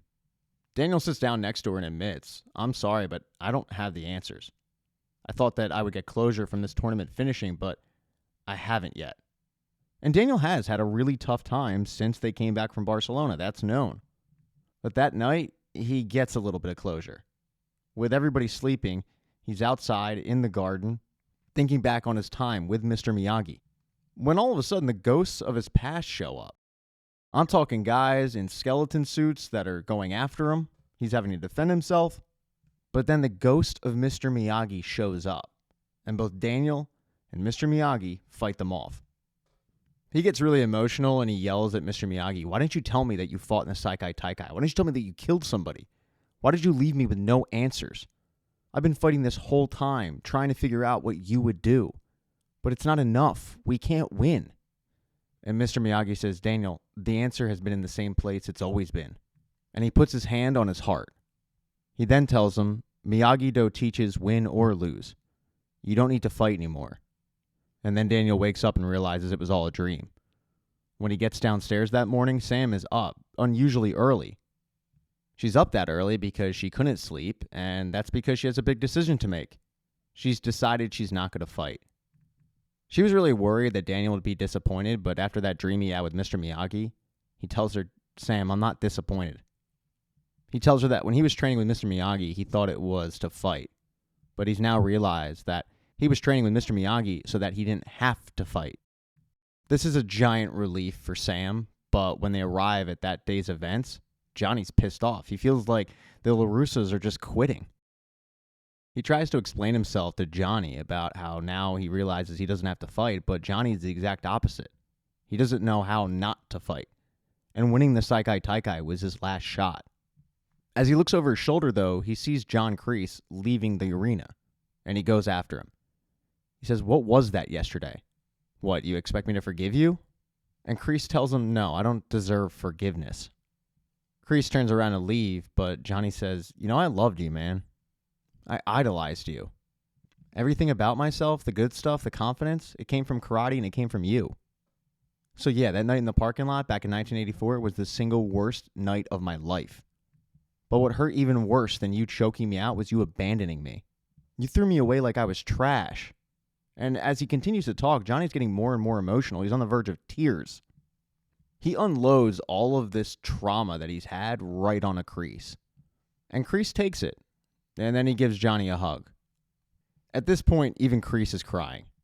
And he tells Johnny, I can't change the past. Trust me, I wish there was some way I could. I wish there was some way I could make it up to you. And Johnny says, maybe there is. We find out what that is later on when the head of the Sekai Taikai is announcing the end of the semifinals. Axel continuing to go on, and Sam bowing out. Theoretically, this just clinched it for the Iron Dragons, but it didn't. Because Johnny's grand idea is to take over Cobra Kai. Miguel will be fighting Axel in the finals. He will be the male representative. Johnny will be the sensei. Tori will get to fight Zara, and the Iron Dragons victory celebration is postponed. In episode 14, the Iron Dragons are not taking the news well that Miguel is now Cobra Kai, and thus Axel will be fighting Miguel. They go to a training session, which is very intense. Sensei Wolf is demanding of Axel, trying to get him to use this technique that will take out his opponent and injure him. But Axel tells Wolf, I don't want to win like that. And neither Wolf or Terry Silver really care. Silver actually calls Axel out, telling him, you don't want to win like that because you care what Samantha LaRusso thinks, the girl that quit on her dojo. Get that girl out of your head. You need to win by any means necessary. Meanwhile, over on the Cobra Kai side, things are flying high.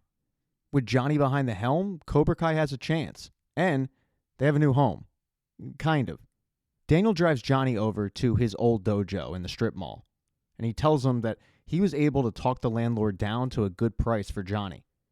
Even though he doesn't agree with Cobra Kai's style, he wants to see Johnny thrive with Cobra Kai. His way, not Kreese's way. He knows that while it might not be Miyagi-Do, it's good for everybody, especially the kids. And while Johnny did like working at LaRussa Auto, being a Cobra Kai sensei is really his true calling. He's super appreciative of Daniel, and he, Miguel, and Tori get to training right away. It really is a new Cobra Kai. I mean, when they get to the tournament, Johnny's message to them is, just worry about winning your fight. Don't worry about trying to close the gap. And it's Miguel who says, with all due respect, sensei, yeah, we're not doing that. We need to close the gap. We need to kick their ass. The first match is going to be the girls' final. Tori versus Zara, something that Tori's really been waiting for. At the first break, though, Zara is kicking the crap out of Tori. She's up 5-0. It looks like it's going to be a rout. Johnny grabs Tori and he starts to try to tell her exactly what she needs to do to get her head in the game, but Robbie scoots on up and says, hey, let me talk to her. Tori is really, really stressed out. She starts lashing out at Robbie, saying, what, do you have some strategy to hit a human tornado? Because she's getting her ass kicked after all, but Robbie says, no, I came over here to tell you I love you. And the two kiss, and it takes all the tension away. Tori goes out there and kicks the crap out of Zara, finishing it off with not only knocking Zara's teeth out, but knocking Zara out and winning. With the win, Cobra Kai has closed the gap by 10 points. They can still win this thing. Afterwards, Terry Silver finds Daniel and he congratulates him, but then he starts to get under his skin, saying, I mean, that wasn't really your victory. That was Johnny's victory and Cobra Kai's victory. I mean, let's not forget, one of your captains got carried off the mat, the other didn't even show up. And that's how Miyagi-Do is going to be remembered. I mean, hypothetically speaking, even if Miguel does pull it off, that's going to be Cobra Kai, not you.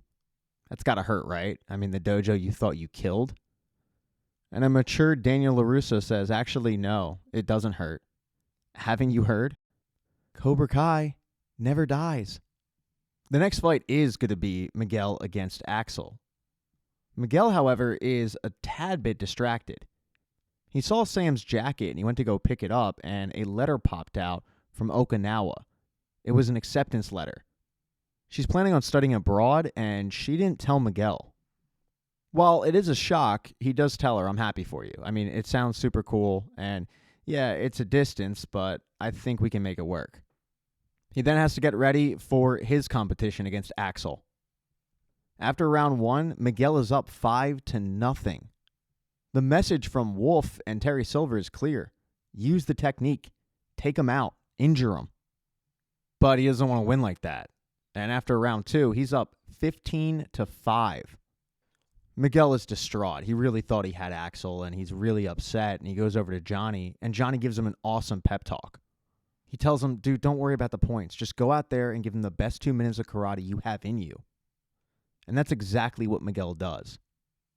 When it's all said and done, Miguel has won his division.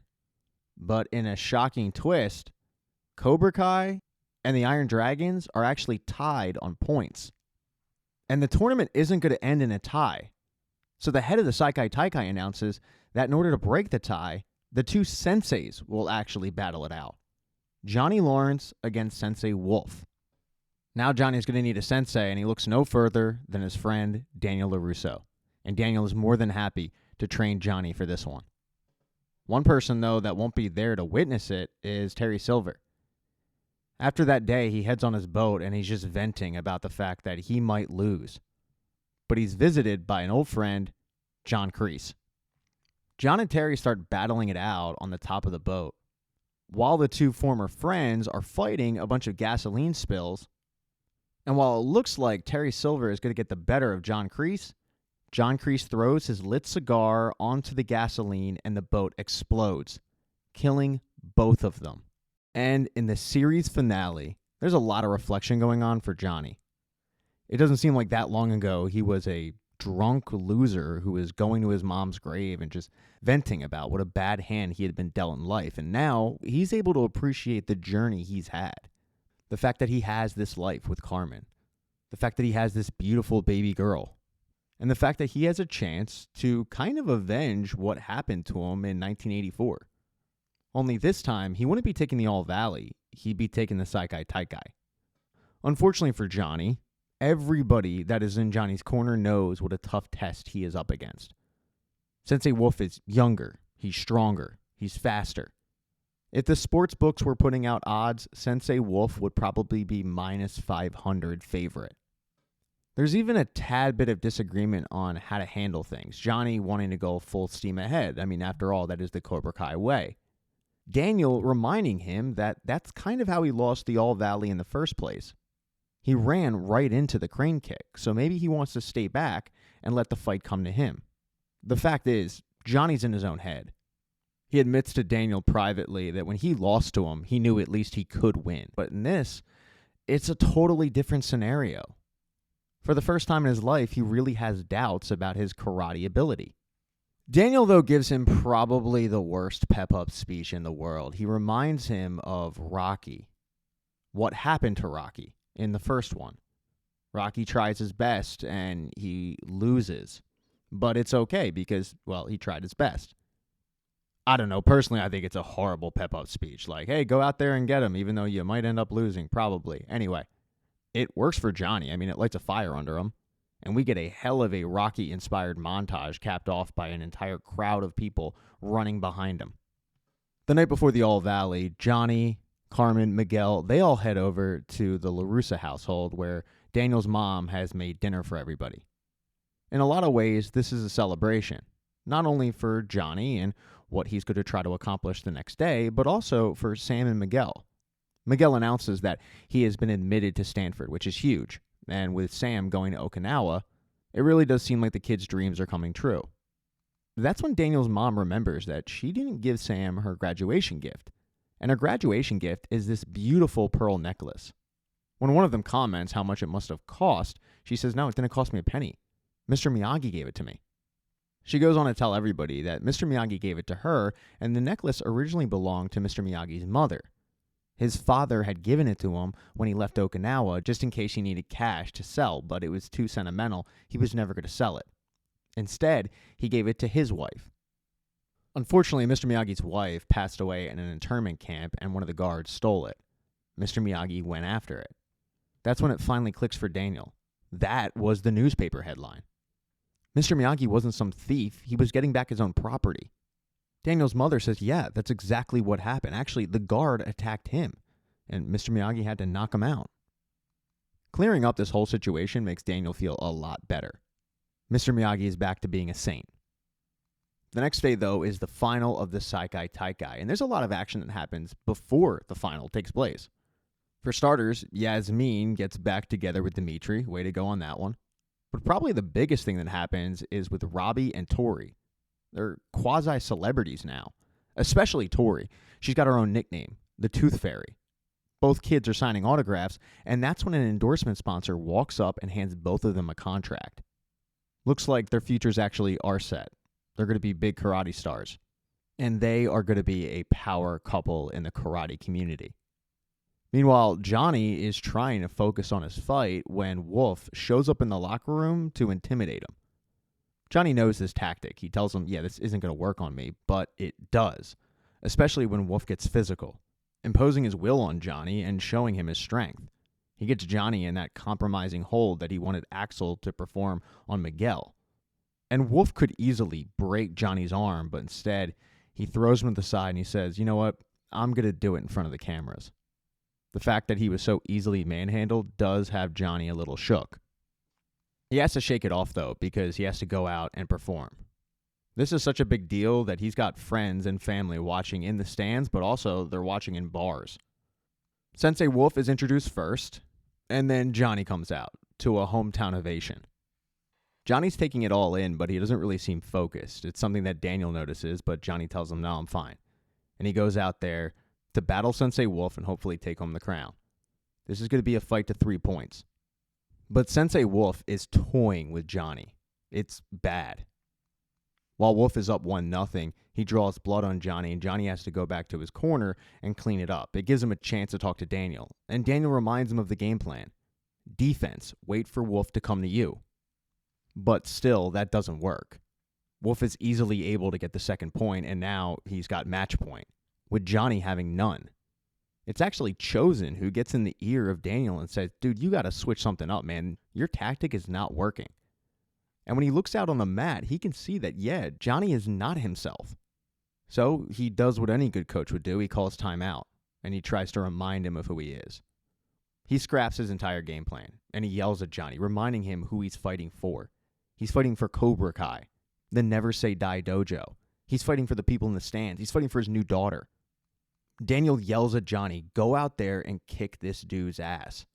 And that's exactly what Johnny Lawrence does.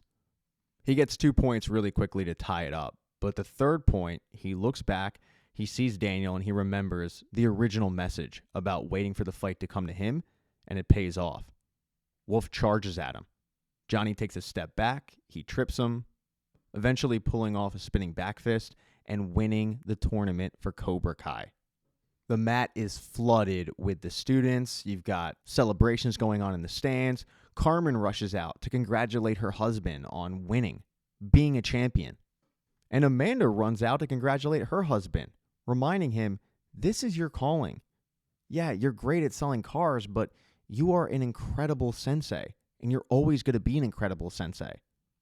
More than 40 years after his original defeat at the All Valley, Johnny Lawrence is propped up on folks' shoulders, and he's able to celebrate the biggest win of his career.